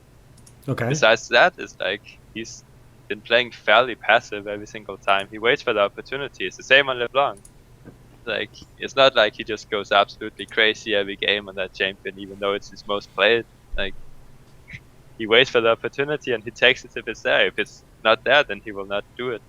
That's also why I think Anivia actually fit him pretty well, because he's that kind of player. So but do you not think there's an issue with Nukeduck in 2015? The 2015 Nukeduck, one of the problems to me is that he doesn't like try and play make. He doesn't try and make a situation. So you're saying he like takes opportunities if they're there. It feels like there's tons of games where if they're losing, he sometimes just doesn't take opportunities. He just like doesn't want to look for a fight here. He turtles like a motherfucker. Yeah. I mean, I can relate to that, but still, it is true. It's not like, oh, well, I might try to get this 1 versus 2 or 1 versus 3 right here. You would just like wait for a better opportunity. And sometimes it might be good and sometimes it might be bad. Like, it worked out towards the late ends of the split because like he could actually get going with Viktor after winning like 1 or 2 team fights. Like, picking a few people off and then he can one-shot everyone. He's just waiting for the opportunity most of the time. What were we actually talking about before this digression? Let me see. No clue. Korea. So, okay, what is your summation of CJ Entus, Monty? Because you were telling me you were super confident that like CJ's better than Koo Tigers for sure. Well, I thought that. Well, you really have to give credit to Koo. I think they targeted the weaknesses of CJ's extremely well in the pick and ban phase, and they brought new stuff up, which was surprising. I don't think Koo can do this against KT, because the problem with KT is that they still have to ban out Azir, because Nagne is actually a pretty good Azir player, and Kuro is not. And who do you attack on KT? They can't abuse the top lane matchup like they did against Koo, because Someday plays even more champions than Smeb does. Like, where maybe they attack Arrow's champion pool, but I don't really see that going well either. And Nagne plays, he's not, I mean, he's a pretty good player. He's not a great player, but he plays all the meta picks. He plays TF. And we saw CJ banning out Yasuo. Well, KT doesn't have to ban out Yasuo because Nagne and Someday historically have played Yasuo. So they shouldn't be worried about that either. Why did CJ as a team though play so shit as well? It wasn't just like bans and just like as a team, no one showed up here. Pretty much no one in the whole season. Yeah, they played one game. I don't know what happened. They looked absolutely terrible. Like in the past, haven't you always praised like? In theory, like decision making was pretty good from them. Finding a fight that they can take. And they should have won game 1 for sure. They should have won game 1. They should have won game 3 too. But game 2, I think, was the only game that was really clear cut for Koo. Koo made some smart decisions to come back in the other games and exploit mistakes. But game 1, Koo threw by over pushing at a tower. And then they were lucky to get back into the game after controlling the early game. And game 3, they really had no business winning. But there were a lot of really bad team fight mechanical misplays from CJ at the end. Do you know much about KT Rolster, Froggen? Season 3 KT Rolster, yeah. Doesn't really help us now. Okay. No. Monty, who is going to win this series, KT and Koo? KT, 3-1. Why are you giving a game to Koo? Because I think Koo has a smart draft, and they will, and they also are good at the mid-game shot calling, and I think they'll get an early game advantage one game and be able to close.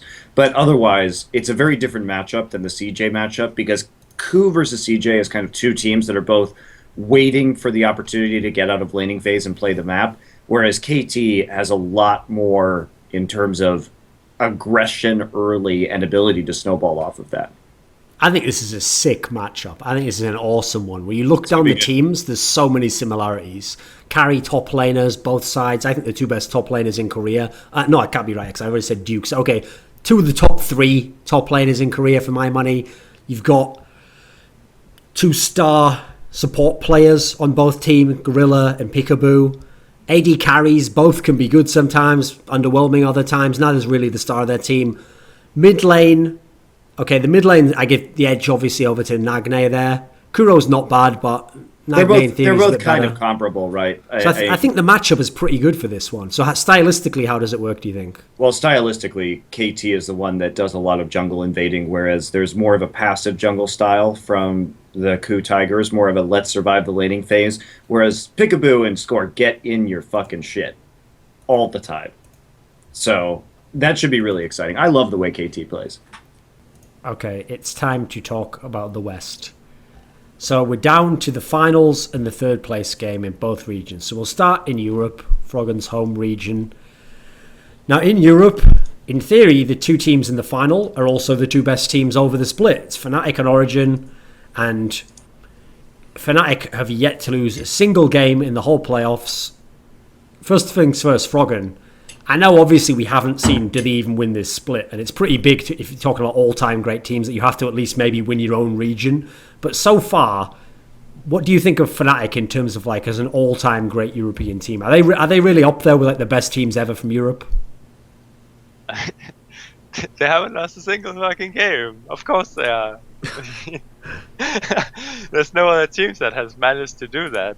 Like maybe Europe is not as strong as a region, so it's like easier for Fnatic, but True. It's still like you would expect Fnatic to at least lose one game, and it just shows like incredible consistency that they can actually manage to keep up not losing a game. So. Yeah, that's one thing that has to be said, by the way. Like I'm someone who does think the first part of what you said, like I think Europe is like pretty weak compared to most other time periods. So in that sense, it's a bit easier to win, but the second part of what you said is definitely true. Even if it's easy to win, teams will still drop a game every now and then. So for example, if you want to talk about historical people in different regions, a region which I always used to make fun of was actually GPL. When GPL had the Taiwanese and the like Vietnamese and teams from all these countries no one cares about, actually it's quite famous that over there, teams used to just, whoever was the best team used to just wreck the whole league. Like TPA used to win like 27-1, and then AHQ had a season where they went like 20-1. And the point I'm making here is, even when they completely body bagged everyone, people still always lost a game at least. It's super hard to just never yourself make a mistake and never fuck up and just lose a game that was like a close one, or you just one guy fed or one guy just threw one fight. It's amazing that would never happen. What do you think on this topic, Monty? I think it is remarkable, especially if we look at Fnatic's games and how close they have come to losing. Because some of these games that we've seen against Origen and H2K, where they've had massive gold deficits, yet have had the fortitude to come back, is impressive. Even if we can say that Europe, as a whole, probably isn't, quite that strong, I would say. It's still impressive that they didn't actually lose those games. Like, to me, the way I define this split of Europe is, I think this split was better than the previous one. And to me, it's more like the problem, if you're look at the whole league, is it was competitive, but only in the middle. In the middle of the pack, it was really competitive. You had like 6 teams who were competing for all these different spots, and a bunch of them had like mixes where like Team A beats Team B, Team B beats Team C beats Team A. You had all these combos like that, and every now and then you had occasional upset potential. Gambit, towards the end of the split, was getting it together. Roccat literally beat Origen in 2 games. They had some upset potential. So you had some upset potential. The problem was, at the top, it was only Fnatic, and then Origen sort of joining them, because Origen against everyone else was better, but Origen was never going to beat Fnatic. So in that sense, it wasn't as competitive at the top level, whereas we've had splits where at the top level, people could beat each other, and it was a lot more versatile as to who the champion could have been, whereas it was kind of pretty much set in stone who the champion was going to be here, unless some massive collapse happened on Fnatic's part. No one was going to get better enough over the season to beat them, and maybe no one even had the lineup to do so. Well, who do you think wins this final, Monty? Fnatic versus Origen? I think Origen, to their credit, I thought H2K was going to win the last one, and they definitely did not. I think Origen cleaned up a lot of their play, and they were looking much more crisp.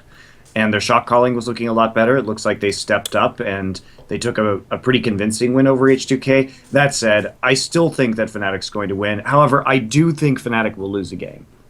Right. If you're a malicious viewer of the show, Monty literally just gave you a segment there where you can cut it after the word Origen, and I asked him who's going to win Fnatic Origen, and he just said, I think Origen. Just cut it there. And there you go. You've got the material you wanted for your compilation you're working on, where he said that Shy stole Varro with some fire. That one that you've been working on your whole life, the axe grinding compilation. That's just. I'm just giving you free notes here. Just add that one in, okay? That one goes onto the pile there. Froggen, who do you think wins, Fnatic or Origen? Fnatic. Is there a chance though for Origen? No, there's not. Why not? The way Pekka played against Ryu in the semifinals just gives me no hope of Origen winning in mid-late game versus Fnatic, because it's whenever Fnatic is losing, Pobelter will always be on a champion that is really strong in mid to late game, and no one ever bans out those champions because they have to ban out other champions. They have to ban Huni's champion, so they ban a support, or they ban an AD. So his champions for Viktor Azir is always open, and whenever Fnatic is doing poorly and they need to come back into a game, he's always there with one of those 2 champions. So that's really when Origen has to win the game, is around the mid game, but they can't do it because Pobelter is better than Xpaka. So, and Xpaka doesn't necessarily play those champions outside of Viktor. What was your experience playing against Fnatic this year and scrimming against them? What exactly do you think led to this undefeated season? Why do you think that they are so successful? What are their strengths? What are their weaknesses from your perspective? We didn't scrim them much in the late part of summer. We actually didn't scrim them at all in the late part of summer, but playing against them was basically just them being better at strategical game and better mechanically than us. And I think it's kind of the same story versus every single team that they play in this season. Is they're always strategical better, but also just as players, they usually have they at least have 3 people that outshines their opponent. So they always have 3 players that's better than one player. What the hell? How do I say this? It's they're basically just better players overall than the enemy team, and they have better strategic mindset. So I think it's like a mix of all that, and then just being hungry and having really good infrastructure in the team. What do you think about Daylor? I don't know. I don't know what he does for them. Like, the only thing I've seen is like the Fnatic episode where he's like talking and saying what he does and all that stuff. But like actually seeing what he does for the team, I have no clue. But he obviously sounds really good.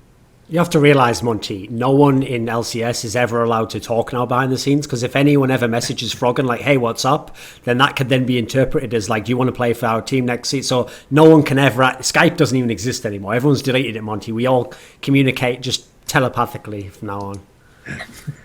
What about this then, Froggen? So in the past, one of the reasons why, a historical reason someone would always say why Origen should have a chance is that Expeke always was super clutch in LCS playoffs. That's where he always came through. He always had his best games in the season, in the finals, the semi-final. Why is Expeke different this season? Or how is he different? Because to me, it doesn't look like the Expeke that I used to see in Fnatic. He's like a different player. He plays safe sometimes. I've never seen this guy. What do you think of him? Well, that's mainly what he tried to do, because, like, as I said earlier, the entire season is literally just like, if you're really good at lane swapping and you can just lane swap, then you can force your own team to not play around mid lane, at least for the longest part. And especially if you're stumping lane swaps. And Miffy and Nils is incredibly good at actually like making stuff happen, especially in lane swaps, and even in lane they would usually outshine their opponents. It's like when you play with those two, I think just I don't know, it's like he doesn't have to do much, so he just realizes he has to play safer. And it's a lot more about wave clear. It's the same in Season 2, it's not like Pega was like super big. Only towards the end of Season 2 when Fnatic like went on LCS and they kept winning LCS after that. Before that, so you mean basically back in sort of the mage meta of Season 2, Expect it wasn't a star at the time, it's true. Yeah, he wasn't. And it's like kind of the same style there's now, just with more champions. But if you look at the stats, he's done really well in a lot of the games. Like he had some Varus games that's really good, like by far the most damage. So it's not like he's doing terrible or anything, but it is this kind of meta where he has to sit back so you don't see the plays you expect from him. Okay, so what about this then? Is there hope from the Origen bot lane? Like, could their bot lane win out hard enough to give them a chance? Well, that's the question. That's the only way I can see Origen win is literally if they just smash bot, or if like they manage to snowball really hard. Kind of like how Imp played against EDG, I guess. Just like take control over the game. So. But it's pretty likely Fnatic wins. Do you think they'll win? Will they go undefeated? Can they win 3-0? Yeah, I think they'll win 3-0. Did you say 3-1, Monty? Yeah, I think it's 3-1. I think Origen will take a game. You know, the best part of this final, Monty, is assuming Origen doesn't do some amazing play and win the whole final. Like, that's unlikely, so let's assume that doesn't happen. The whole storyline in the final isn't even going to be, will Fnatic win? How will they win? What will happen, Monty, is in Game 2, where they lose a game, when they're one game up, everyone will just sort of be like, that whole storyline of the undefeated, it's over. Well, guess we'll just watch them win the final. Yeah, congrats, champions, back-to-back. Yeah.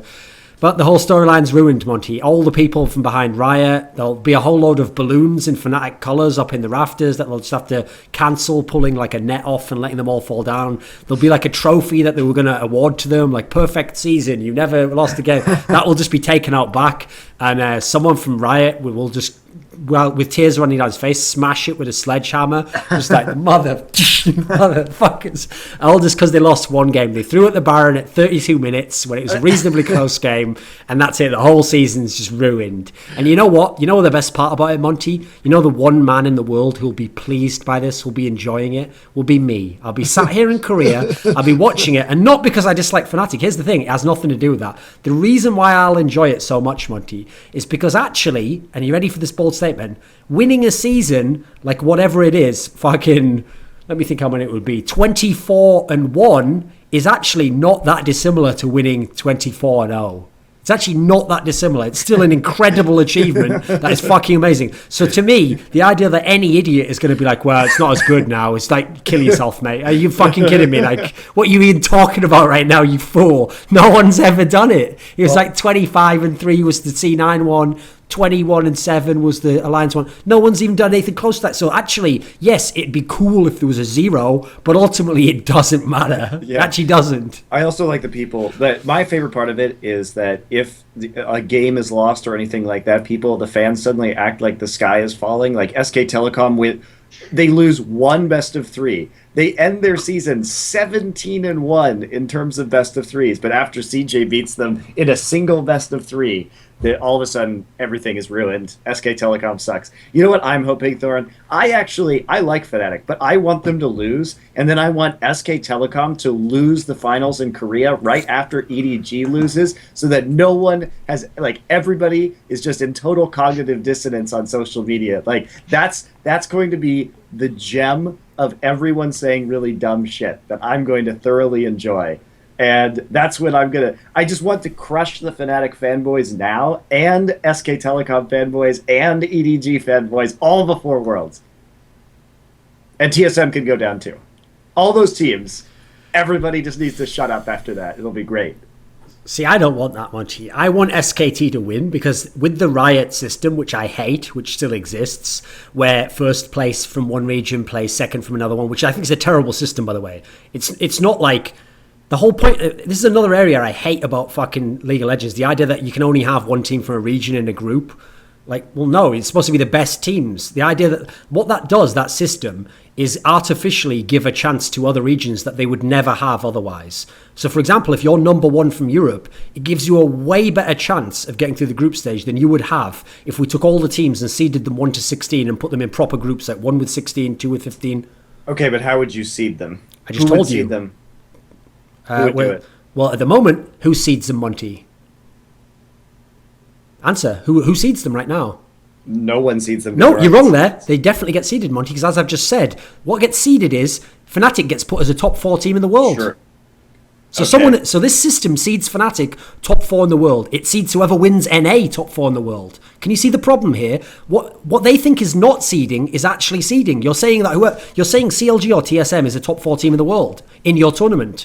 And they're better than whoever's second in Korea, no matter who is better. If SKT loses the final in Korea, their seeding system says that whoever wins the NA final is better than them in terms of how you're going to seed the groups. That's a terrible system.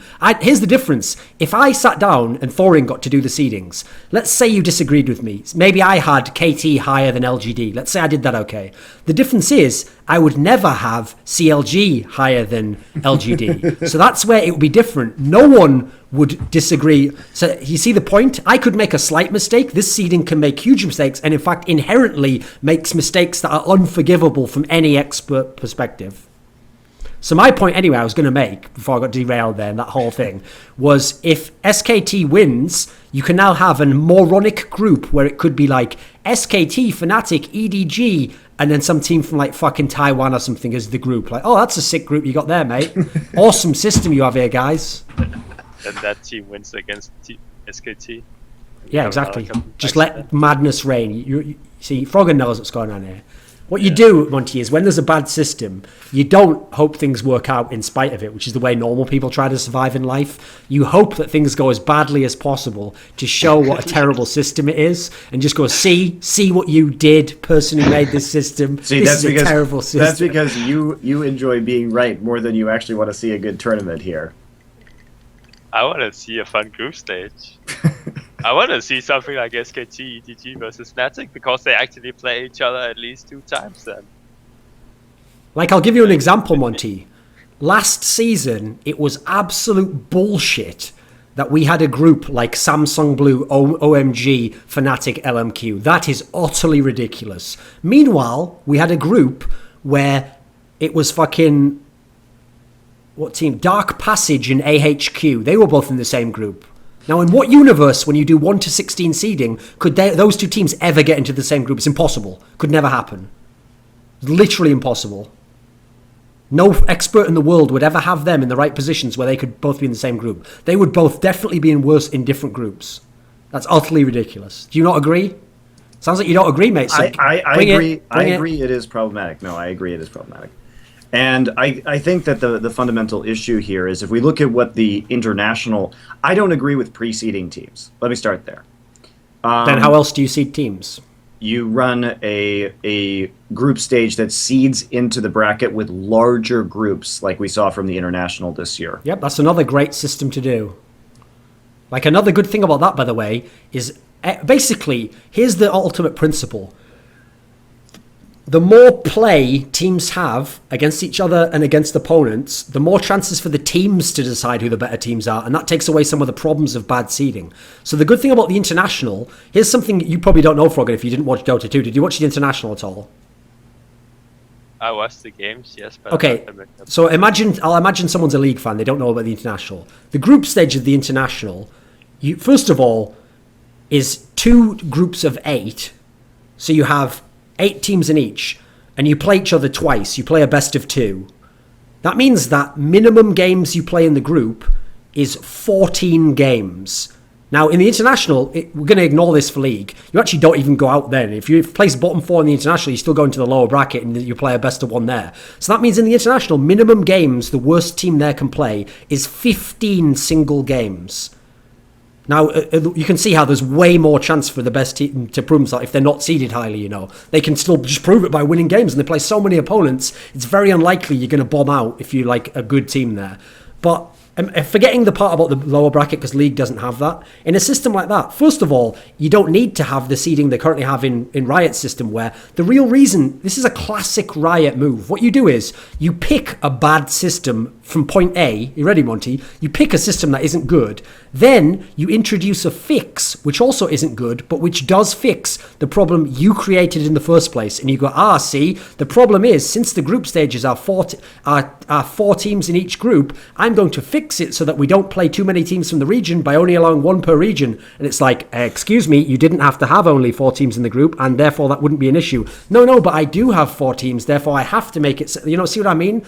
Now, this is where the conspiracy theories come in. The system that Riot picks, as I've suggested, conveniently ensures no matter what the split is like in any region, the number 1 team from the NA and EU regions is higher rated than they otherwise would be. That is just a certainty at that point in time, and is always rated in their system higher than the number 2 team from Korea and from China. So you can see the problem there.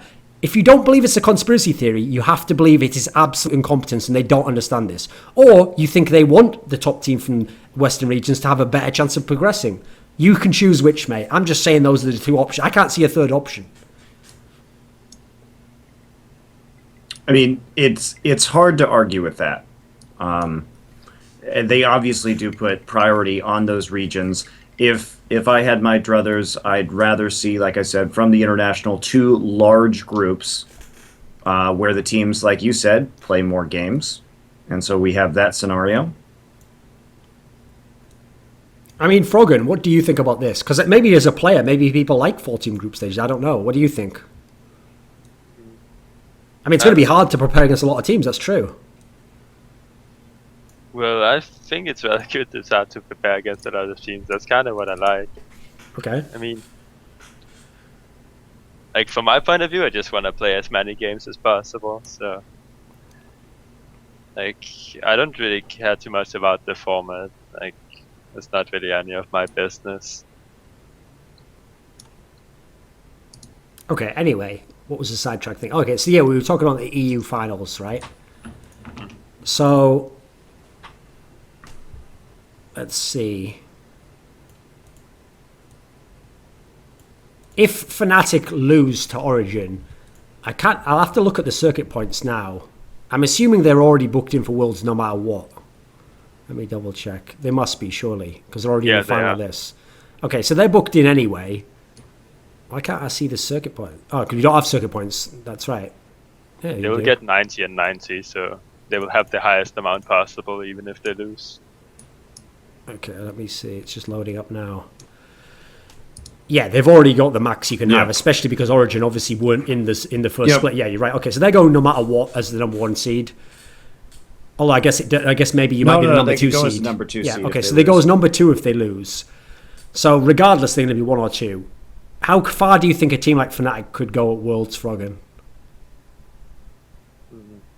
Well, right now we haven't really seen them against much like competition that actually like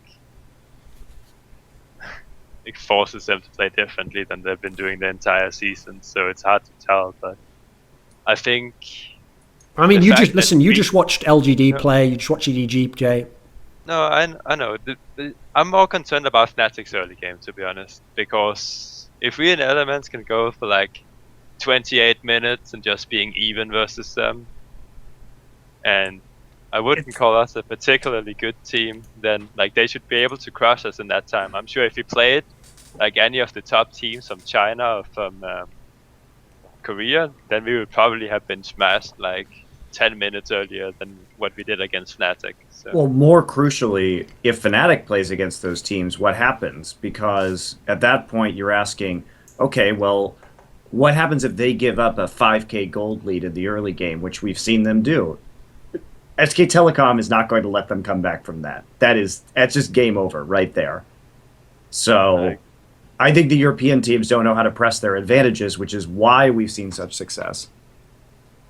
I think so too.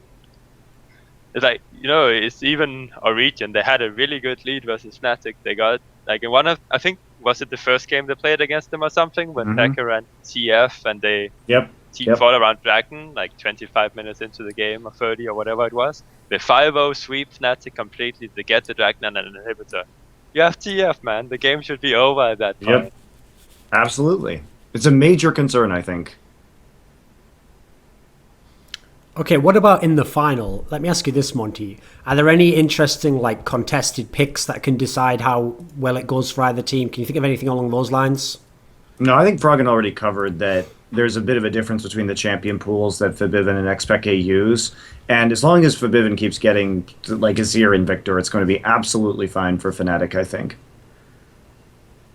What champions could Xpeke do well on? Twisted Fate. Twisted Fate is the only champion where I would be like, okay, he can have a bigger impact than Forbidden. Like the only champion because he can help his side lane snowball, and that's usually where Origen will actually win their games.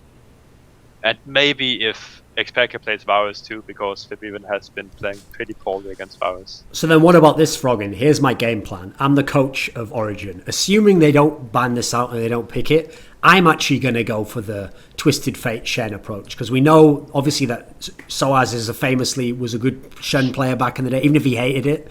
So let's do it. We'll go for the Twisted Fate Shen, and we're going to just all in the fucking bot lane all game long. We're going to TP down, and we're going to go in it. Would that work? Could it work?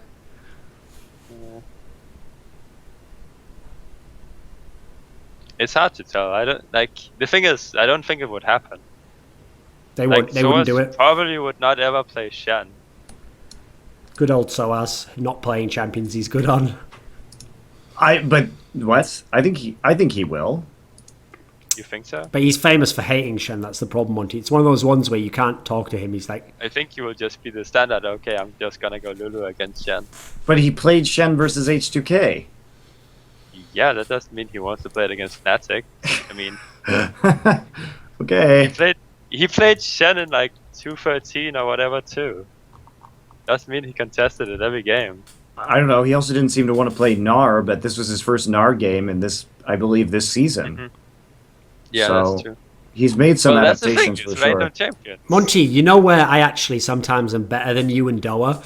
Is that every now and then you guys don't pick up on a perfect chance to make like an awesome joke. So one of the combos you guys haven't picked up on, I've noticed, is when people play Gnar and Lee Sin, because you should call that like the surfer combo, the skateboarder, because it's gnarly. That's like, it's good, right? That's good. Right? You see? If Doa's ever real, Monty, I can hop right in there. I know even less about the game, so if people hate Doa and say he doesn't do any serious casting, mate, I won't even talk about what's going on in the game. It'll all be like this. So, but if you ever need to, you got to pay me though.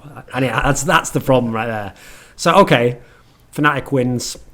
Let's go over to NA. So in NA we have a really interesting final, because first of all, I mean, there's times in the season when people wouldn't have predicted either of these teams would be in the final. Somehow we have the final, Monty, that we were supposed to have the first ever season of LCS. These were supposed to be the two teams. Like TSM and CLG are always the best in NA. Oh, great, they are in LCS. This will be fun. proceed with them never making the finals and playing each other at the same time. Somehow, 6 seasons in, 6 splits, Doublelift is in the final.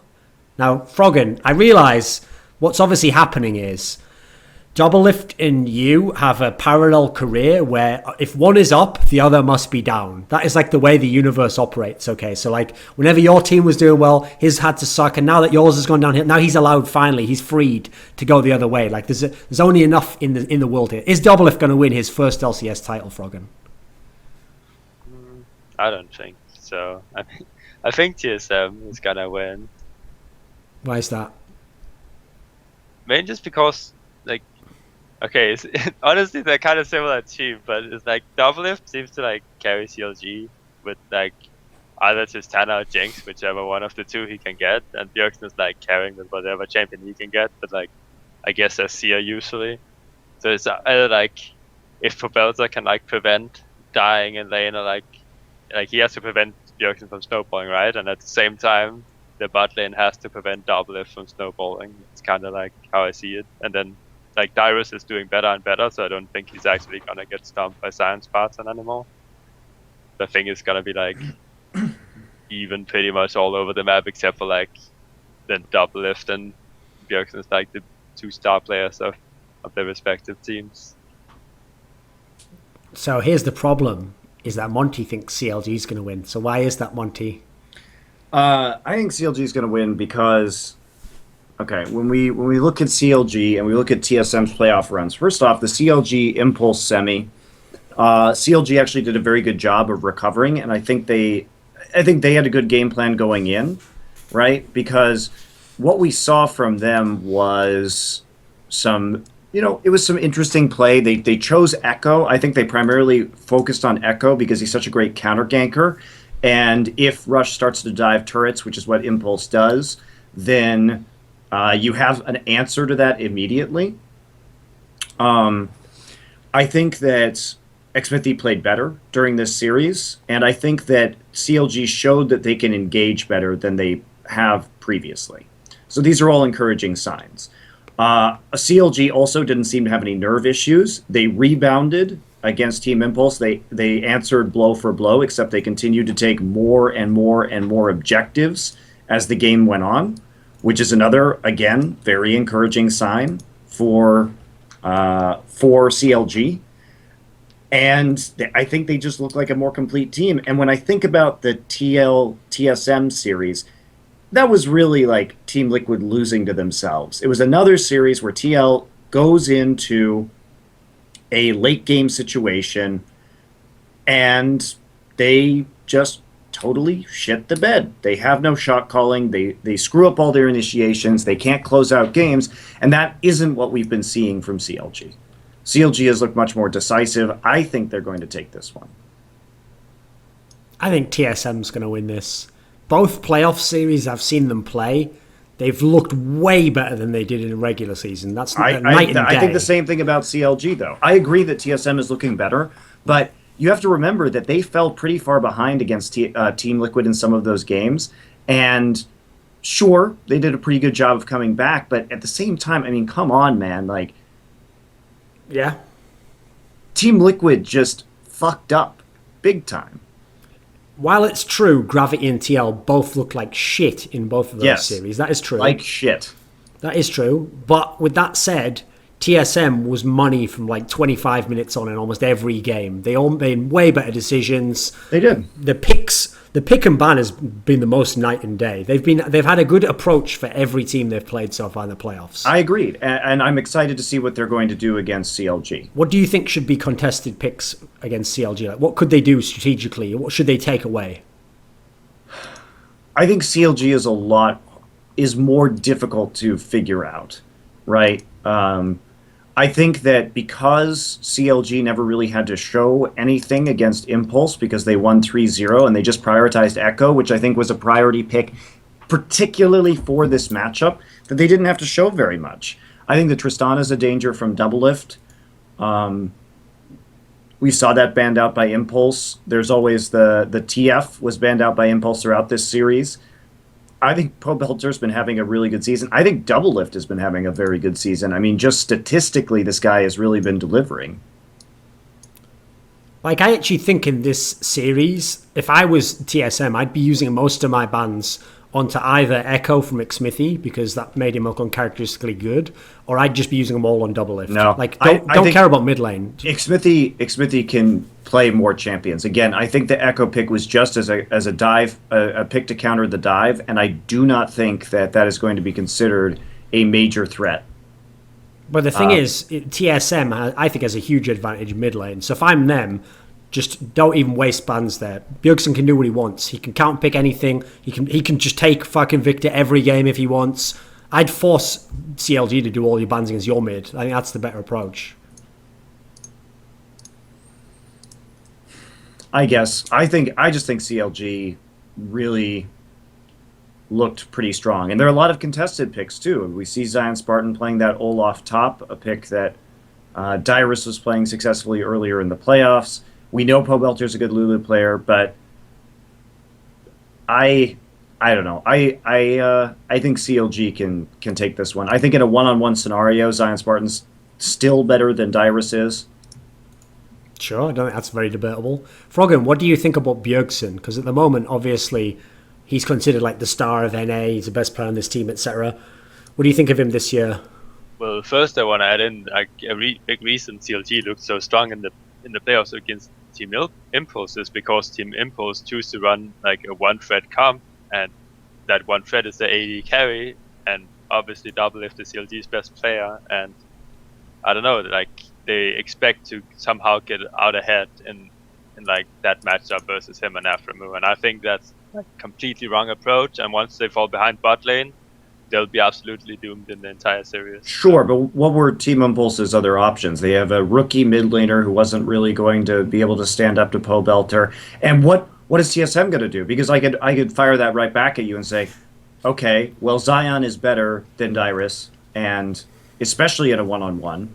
CLG is better at lane swapping than TSM is, which was a big part of the problem when they got behind versus Team Liquid. They play a pretty tight early game. And Doublelift is better than Wildturtle. So unless Bjergsen goes massive, how do they win this series? But that's the thing, just don't run a one-thread comp. Just have multiple threads. Like you can't put all your eggs in just like, okay, bot lane, you're gonna stomp Doublelift. Go puppy, go. And then it's like, oh, damn, we lost 3-0. I think TSM is a bit better than that, so I also think the one way they could deal with CLG very well is just by like contesting Olaf the top lane and then play TF themselves, because Doublelift is like pretty easy to catch out a lot of the time with TF. I'm not sure if Bjergsen plays it or not, but if he doesn't, then they should probably ban it, because it's also a really good pick to CLG to actually snowball it. It's like, just make sure Bjergsen can have a one-on-one, and then like Wildturtle has to be on like some safe stuff, like not be against Tristana or something like that. Like playing against Jinx I think would be fine, especially if they play with the Viktor and Azir in mid lane.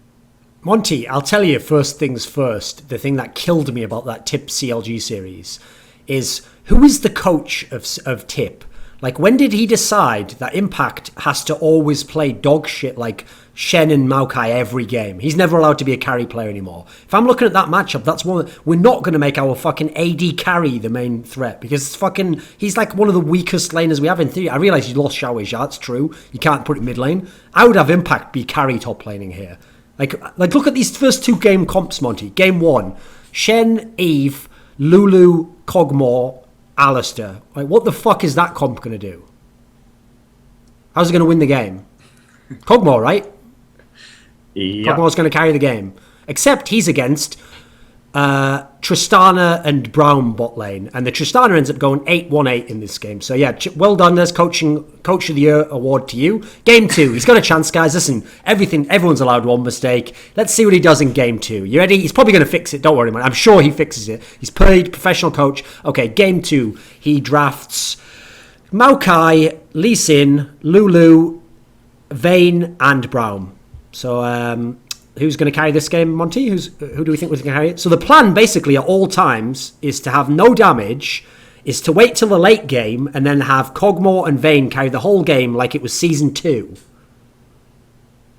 And by the way, the Vayne and Kog'Maw are played by Apollo, a clean-up AD carry who has never shown an aptitude for carrying the fucking game.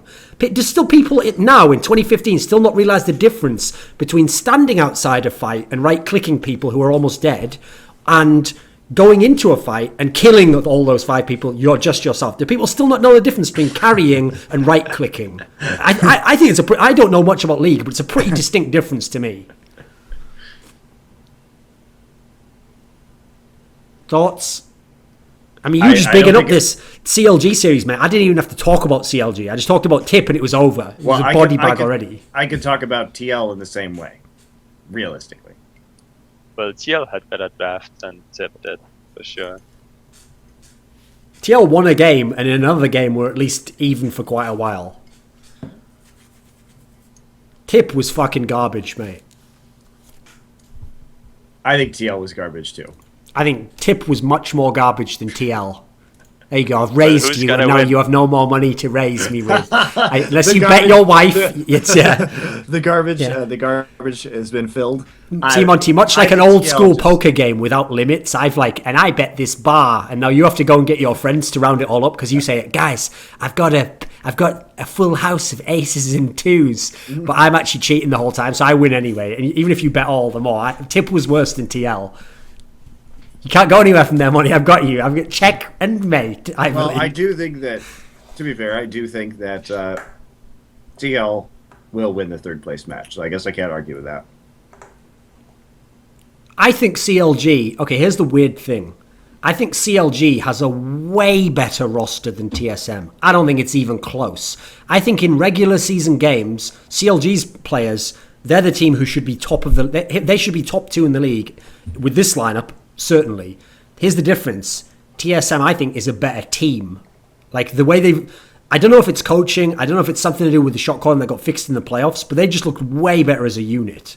I think they look really good as a unit right now. I don't think they're going to stomp. Like, here's the thing. I picked TSM to win, but I think it'll be very close. Like, I think if TSM wins, CLG's definitely still getting games in the series. So I'll say 3-2 TSM. I think it's going to be a close series. But I'm still taking TSM. And also, now, finally, I get to use my star player theory, which is that the only person who in theory can take over this whole game is Bjergsen, and he can win the series, he can win them a game, he can get them back into a game. The problem is Doublelift is really, really good and has been one of the MVPs. It probably should be the MVP of the season, but he is the fucking AD carry. Like, there's only so much you can do at the moment. I do think he should be MVP of the season. I don't know how you can argue against it. Who else is the MVP if not him?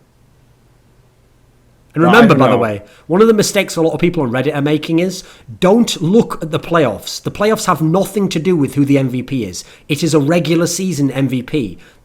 You shouldn't be like, yes, but you can't give anyone gravity because they went out in the first round. That doesn't matter, mate. Doesn't matter. Same as in the NBA. If you get given the MVP, it doesn't matter if you got in the first round. I don't know. I find it very weird the way that they decide who will be the MVP in the NALCS in particular. And who should be coach of the season? Because, like, honestly, I don't understand why TL's coach won the coach of the season award. Because as far as I can tell, that team has never fixed their shot calling issues or their communication issues for their entire existence. Like, I don't get it. I don't even really like TL's drafts a lot of the time. Why did he get coach of the season? I don't think there was a truly outstanding coach in NA this season, but it just seemed really arbitrary. Like, oh, Team Liquid's #1, he should get it. I also didn't understand why Santorin got rookie of the season last season. Your camera's blurred, by the way. You know what I mean? Like, also, I think Rush deserved rookie of the season last season. Meanwhile, in EU, things seem to make sense. Huni gets rookie of the season. Daylor, coach, like. But to be fair, that is pretty easy to vote.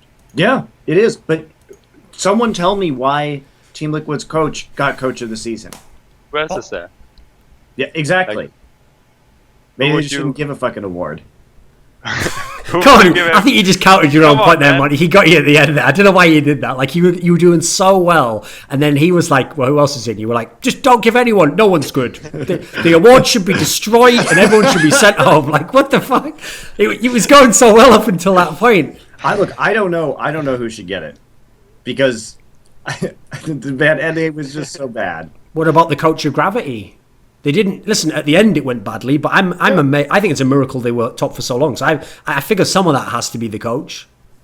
I can't know. Obviously, no one can know. It's a fucking award that no one can really know. But I would probably maybe suggest him.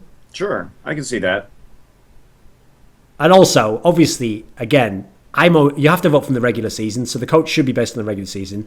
But okay, here's what's harsh. You ready? Everyone gets super mad when I call it out. If there's one team I wouldn't give fucking awards to, it's the coaches of Origen and Team Liquid. Teams where they repeatedly showed that they didn't know what the fuck to do beyond 25 minutes unless they had an overwhelming lead. So those two guys are the opposite of the best coaches. If anything, they're probably doing a dog shit coaching job. And you can see how TL managed against TSM in that series, didn't they? Bang up job there, guys. Sick work. You did a good job. So everyone can get as mad as they want, but here's the thing. The coaches for me I would pick is, okay, is everyone going to get mad at this? I guess in a way, Daylor is probably indisputable. That is pretty sick what they managed to accomplish. The only person... Like a rookie players with Febvin and Funi. The only person I think could have contested him would have been Prolly, but he couldn't because H2K didn't do well enough. If H2K had been like a really solid... If they'd been where Origen was, then I'd maybe be like, wow, look at the roster he's doing this with. Like, that's super insane, like, really good work. But the problem is, Fnatic had everything. So EU's pretty obvious. There's the obvious one. NA is an absolute clusterfuck. I mean, hey, dude, how about... Okay, here's one for you, Froggen. How about the coach of CLG? Yeah. Team routinely, a bunch of those players have choked, fucked up, never been able to work in lineups. ZionSpartan's never really worked in the regular season in most lineups. He's always been hit and miss. The camera's blurred again. That they managed to get them to top 2 in the league. That's pretty impressive. That's pretty good. I think it is a pretty toss-up though in NA. Here's the point I was going to make though. When you talk about MVPs and these awards, here's how it's never made sense to me, mate. Because in 2014, here's what happened, Monty. So Froggen won the MVP award in the spring split. Now, the reason why I said that, spring split, is because, okay, that one was pretty debatable. Like, Froggen's team did come on strong really towards the end. Fnatic eventually got to the top of the league. Okay, all that stuff happened, etc., etc. SK was top of the league, and I guess people had a hard time figuring out an SK player you could have given it to because it's not like anyone totally beasted. Their team was more strategical. Okay, I get it. That one's debatable, but Froggen got the spring one. Here's what will blow your mind, Monty. Do you know who the summer split MVP was in Europe? No. It was Reckless. I know. It wasn't What? Froggen. No, Froggen wasn't number one in that one, mate. You probably didn't know that, did you? No. In fact, do you want to know something, Monty? In summer split, Froggen won 0 weekly MVPs and didn't win the MVP of the season. He was the carry of the team that won 21 out of 28 games. So it's a sick system. Don't worry, it's going to be shit every season. I'm just saying. I was MVP of the playoffs. Did they give an award for that? I can't remember. I think they did. I don't I'm think pretty they did. sure. I'll have a look. Because what's called Reckless got spring playoffs MVP, where I got season MVP, and it was swapped around in summer. Let's see. Oh, they had one in America, so maybe they did have one in Europe. Let me have a quick look. Maybe they had one. Let's have a look. Summer playoffs. Oh, you did. You won the playoff MVP. So basically, Froggen, once your team had won like every week of the season, won the season itself. Basically, they waited until you won the entire fucking playoffs, and then were like, "Well, you only lost 2 games, so I guess we have to give you this award." Like they probably tried to figure out, is there a way we could give it to Reckless? Shit, his team lost in the final. He totally blew it. God, shit. I guess we have to give it to this Froggen guy. I think there's a list somewhere in a Riot office that just says like Gambit. It says like M5, CLG, EU, and then other teams, and then they just cross names off every season. They're like, right, we fucked Gambit again, we fucked Froggen again. Is there a way we can make it work for the others? Okay, we've got them all. We got them all, boys. Basically, LCS was designed by a Fnatic fan in Season 2. He sat down and he said, is there a way we could make it so these fucking teams stop winning and the glorious Fnatic finally rise up and take over? And his plan worked. It was like Skynet. It was inevitably going to work in the end. MVP is most valuable player, right? So I should shouldn't have gotten it because I played the same way the entire season. Just like Fnatic shouldn't have gotten it after they went 18-0 because they all played like the same way the entire split. Like there's those that's doing really bad for like 2 weeks and then they have like one amazing week. They're probably the MVP of that week, right? But it's like Fnatic is just very consistent, and it's like you could give MVP to them every week if you wanted, to be honest. So yeah, I just want to make that general point about MVP awards. They've always been utterly worthless in the way that they do them in fucking LCS, sadly. Who even votes on those MVP awards? Do you know, Froggen? I think it's like all the casters and stuff. Like, I have no idea. I think it's all the casters voting for it. I'd love to sit down whoever voted Reckless. Also, if you're going to vote someone from those teams, the idea that you'd vote Reckless MVP of the whole season is just like, okay, mate, whatever. Really? But then you know what, Froggen? You made the super team because you gathered together the 2 MVPs of 2014 into Elements, and now you've got 4 months off. So okay, it worked out in the end. Now you've got a vacation. So rip to Riot. Okay, that's the NA one. Let me ask something. Actually, wait a second. Do you know much about Pobelter? Have you watched him much across his career, Froggen? I've heard things, seen things. He used to play with your boy Crepo back in the day in EG. Yeah, Crepo's super yellow too. When Crepo was still stealing checks. You know he was stealing checks, mate. So, I mean, put it this way, the most work Crepo did when he was in EG was when he went to the fucking gym. That's it. That's his best work he did in that part of his career. Just go to the gym, lose a bit of weight, get a shirt, a suit and tie, stop being a weight around Altec's neck, and then now you saw. So, should Bjergsen just stomp mid lane in this matchup, Froggen? No. I don't think he should. Why not? I think he should. Well, it's like this entire season is not about stomping mid lane and then snowballing mid lane out of control. Okay. It's like, see, I watch too many CJ games, mate, so I always think it's possible, you know. Did Coco really carry that hard for the most of the Dude, season? that guy's amazing. Yes. That guy's absolutely unreal. He's really good. Like, solo kill people and actually get a decent lead? It's just a monster. Or is it more CJ actually winning when it comes to skirmishing and stuff? No, CJ doesn't win when it comes to skirmishing. Coco wins the games for them. Alright.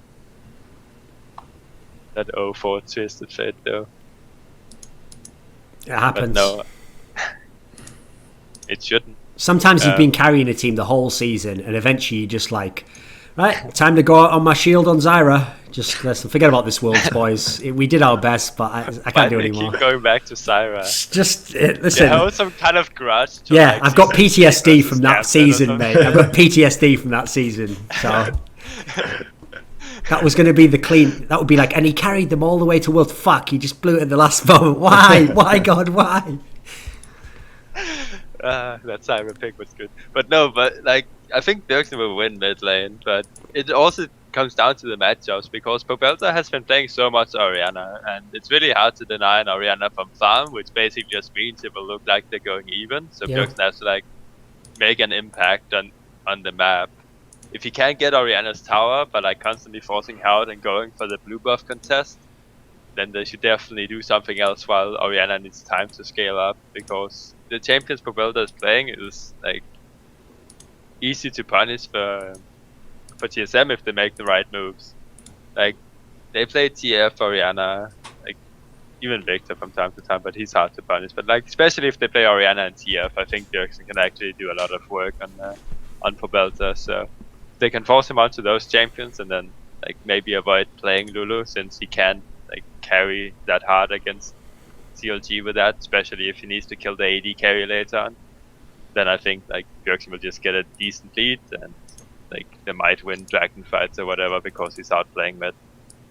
Like, a concern for me for CLG is the most obvious advantage they have in my book on the roster is ZionSpartan should be better than Dyrus, But TSM has spent a whole career playing around Dyrus dying and still winning the game. So I'm not sure that's a reliable strategy. And unfortunately, did I say ZionSpartan instead of Dyrus? I think Dyrus losing. And also, unfortunately, ZionSpartan has just never been some super consistent carry top lane. He's tried to do that style. Doesn't always. I actually think he's a bit overrated. For me, the two most overrated top laners this season was ZionSpartan and Hauntzer. They're both good, but on certain champions and in certain scenarios. Like, that's why it kills me that Impact just got made into this bitch top laner who's never allowed to play carry tops again.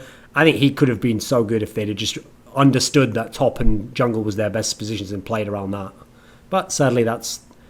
You know what's funny about that is they have a Korean coach, and those are literally the people who speak Korean on that team.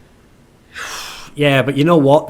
That's another example of like that whole loco thing I mentioned before, where you take stuff that in Korea works, where like a team has good players at almost every position, and you take like an approach that works there, and you put it onto a team where you only have two good players, and you don't base it around them. It doesn't make any sense to me.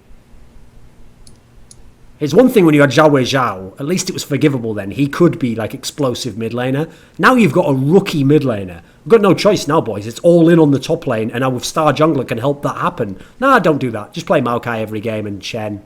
I mean, what's the strategy here? How are you going to win? I'd love to sit these teams. Here's what I'd love to do, Monty. I'm being serious right now.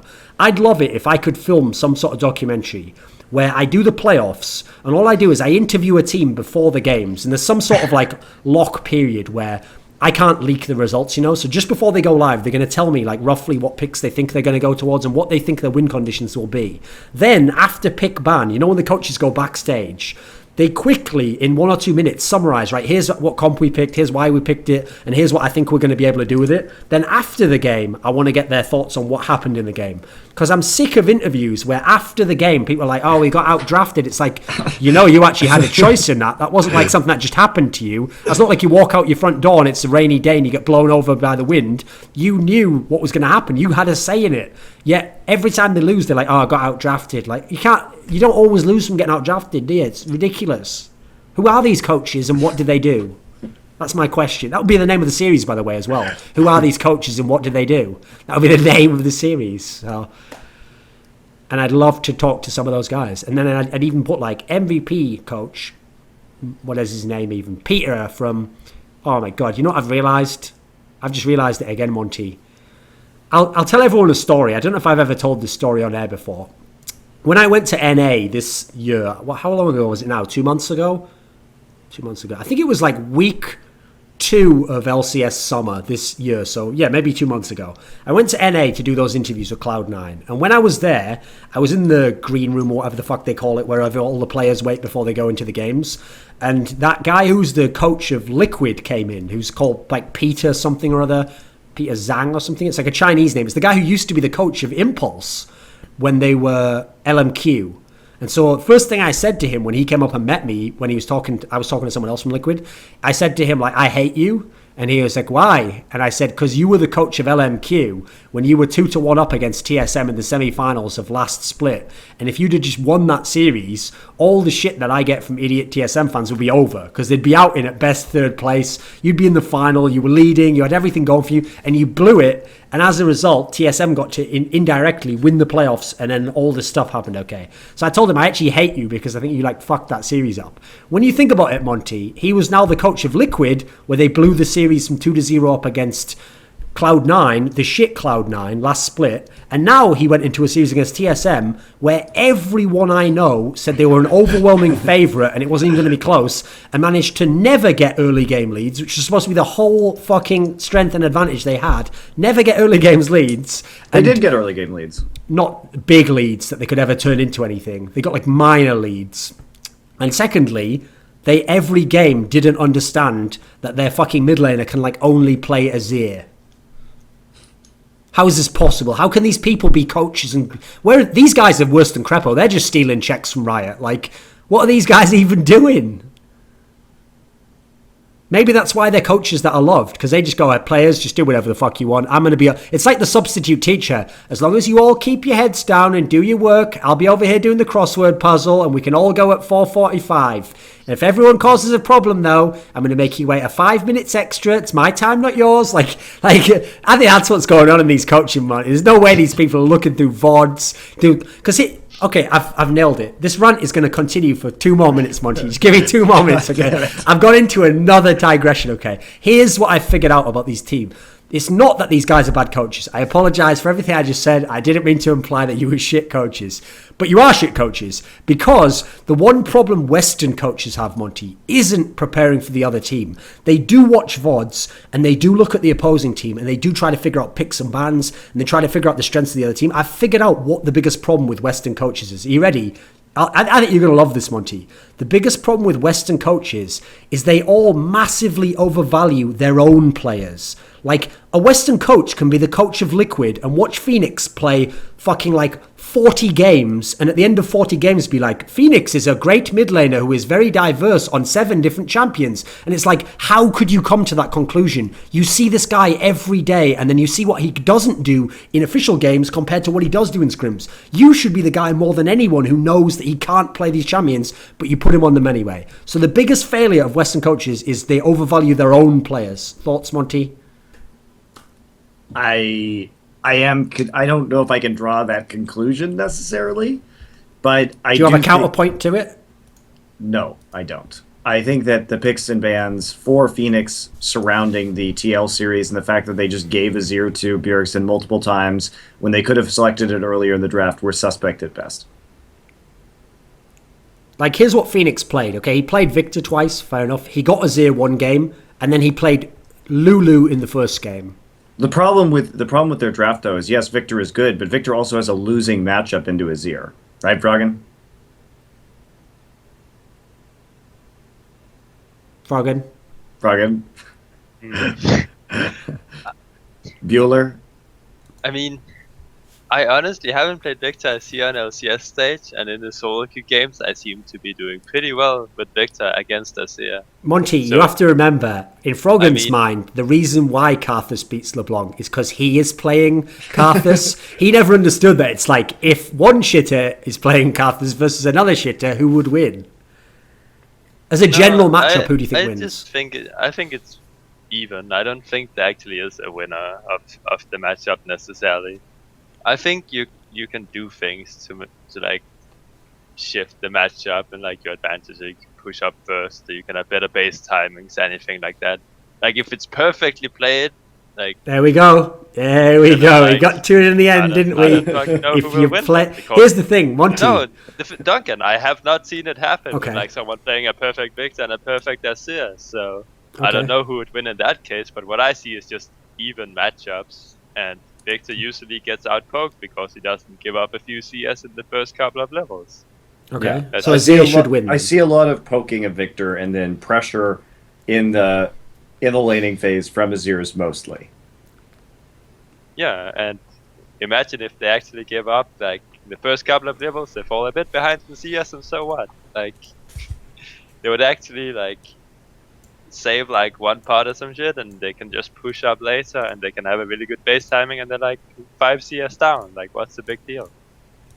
See, the key when you ask an interview question, Monty, to Froggen and Wicked, is you don't say like that, like as a general rule, who wins this matchup. You say, what you actually have to specifically say is, if they don't play it out right, then who wins these matchups? No, because otherwise, it's not about playing it it's always out right. hypothetically. I can play it out better. What the hell? I'm just saying, from my experience, it's an even matchup. Okay. And yes, I have seen a lot of Azir stomps Victors, but I think that's mainly down to like the Viktor part of just like, I don't know, being too cocky and be like, oh shit, he doesn't deal enough damage yet, and suddenly he's low. Also, Monty, I've got to give props to TSM's coaching staff. I don't know what they did, but they actually did find a way to make comps work where Wildturtle is effective now. We've got to give them props for that. Yeah, well, they went back to the old put turtle on Jinx strategy. It's as old as the TSM hills, really. It works, though. People couldn't stop it. Well, they ran some good frontline compositions to deal with it. I agree, it did work. So yeah, that's impressive. Essentially, they managed to get Dyrus to fucking carry the first series they played. Then they got Wildturtle to do it in the second series. Remember, these two teams they're going against, in theory, people were saying had some of the best players at these positions. Hansen was hyped the whole time. People obviously were all over Piglet's dick the whole season because he did have a good season. So that's what's impressive to me. It's not like they're just going against some team where... Like, listen, one of the reasons why, regardless of pick ban, Tip probably shouldn't have been able to beat CLG is because the fucking... star player of CLG directly matches up with, in theory, the worst carry of Tip, except he's not really the worst because they got the gate guy out of nowhere. But in the past, the worst carry of their team. So stylistically, that's a good matchup.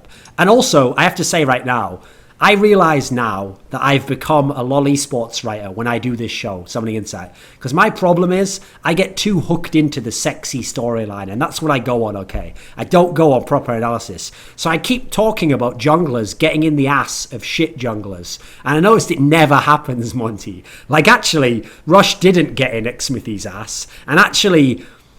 who was it? Move didn't get in Santorin's ass. And actually, the first time I ever even went on about that was when I talked about how Dandy was going to get into Dade's ass in that first ever white versus blue semi and start fracking in there because he'd be so deep in that ass that no one ever gets into anyone's ass in the jungle anymore, okay? The jungle is not about asses. It's not about getting into them. It's not about depth that you get into asses. There's no measurement factor there. In fact, I've noticed junglers don't even interact anymore. Svenskeren is not allowed to play in playoffs anymore. No one who's a jungler does anything to the other jungler. They just both agree to like go off separately and just affect the world themselves. That's it. Amazing versus Lulex. That's because you literally had like Amazing versus a bot. So that's the. I mean, talk about junglers. There's a difference, you know. Lulex presented that ass, you know. All right. Exactly. Yeah, Froggen. Here's the thing. Here's the metaphor for Lulex versus Amazing. You know when you see two dogs in the park and one of them's a female and she's in heat. You know when the male dog runs and behind them and starts humping them. Here's the key that people don't get about that. It looks like the male dog is doing all of that, but if that female dog really wanted to get away, it could, because actually the male has to get into a really awkward position and kind of like scoot in. So what you have to understand is the female dog. I know I've owned female dogs. They want to be fucked, Froggen. They purposely allow the male dog to get behind them. They keep shaking that sweet little tushy towards it, and then they let themselves get mounted. That is Lulex right there, okay? Jesus. The others at least resisted. They didn't want it to happen. They're running away. Thorin, I said it subtly, and you had to just go and make it as grotesque as possible. You could literally just have stopped. That's the metaphor right there. That's the metaphor right there.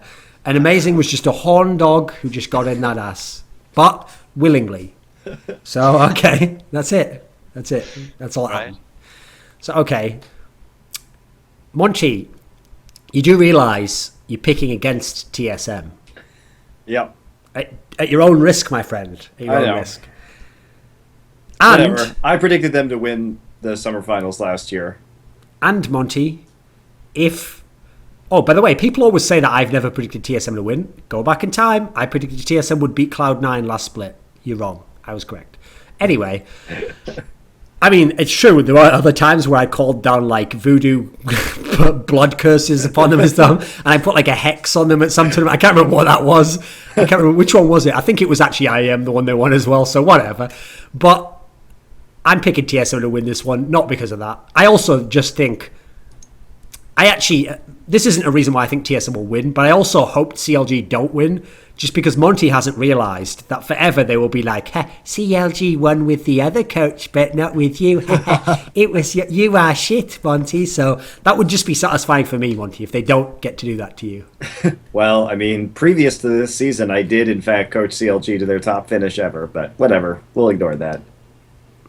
That never happened. So it never happened. No. So much like Monty, your season for 2014 was also, you know, in Froggen's, I said it was actually a best of one with Kaboom. Your whole season was actually a best of 5 against Curse, and Voyboy just wrecked you. So that was your whole coaching career with CLG. There was no seasons before that, mate. That was it. It was over. That one series, and you blew it. I can't believe. Can we all just wait a second? Monty is actually predicting that Pobelter Double Lift, and Smithy are going to be the champions of LCS. Can everyone just take a moment to understand that's this? That's really just a factor of NA right now, not a factor of anything else. You know what okay, I figured out a way, Froggen, why I do want CLG to win. Here's one reason I'd love CLG to win. I actually think it's really boring that Double Lift stopped trash talking and he became like this friendly, cool, approachable guy in interviews. And now he's like, oh, other players are really good too. And I'm trying so hard with my teammates. I hope that winning could reignite that flame within him, okay? I hope he goes away if he wins and gets a replica WWE boxing-style heavyweight champion belt, starts wearing it around everywhere he goes, just saying, like, best player in NA here, just the best in the whole... Everyone else is literally... I hope he tweets that when he wins. Everyone else is literally trash. I am not joking or trash talking. This is a statement of fact. I hope... If that happens, then it'll be okay for CLG to win, okay? So it'll be okay at that point. That's pretty much the end of the show, right? There's nothing else to be said, right? Just end on that note. Thanks to Alpha Draft for all the money. Go and watch that show that me and Monty do every week if you want to. It's about Fantasy LCS. It's called By the Numbers. It will probably help you make money because I use actual statistics and spreadsheets to tell you who to pick. Then no metaphors involving dogs, anything like that. Maybe in the future. Maybe we'll see if we can find a way to work some of that in. Do you have any final words, Froggen? Anyone you want to talk to? No. That's it then. That's it. For the sake of hilarity, I might just end on that. Thank you too for inviting me onto the show. No problem. And then a shout out to all the sponsors and elements. Yep, Monster, Logitech, so on. So yeah.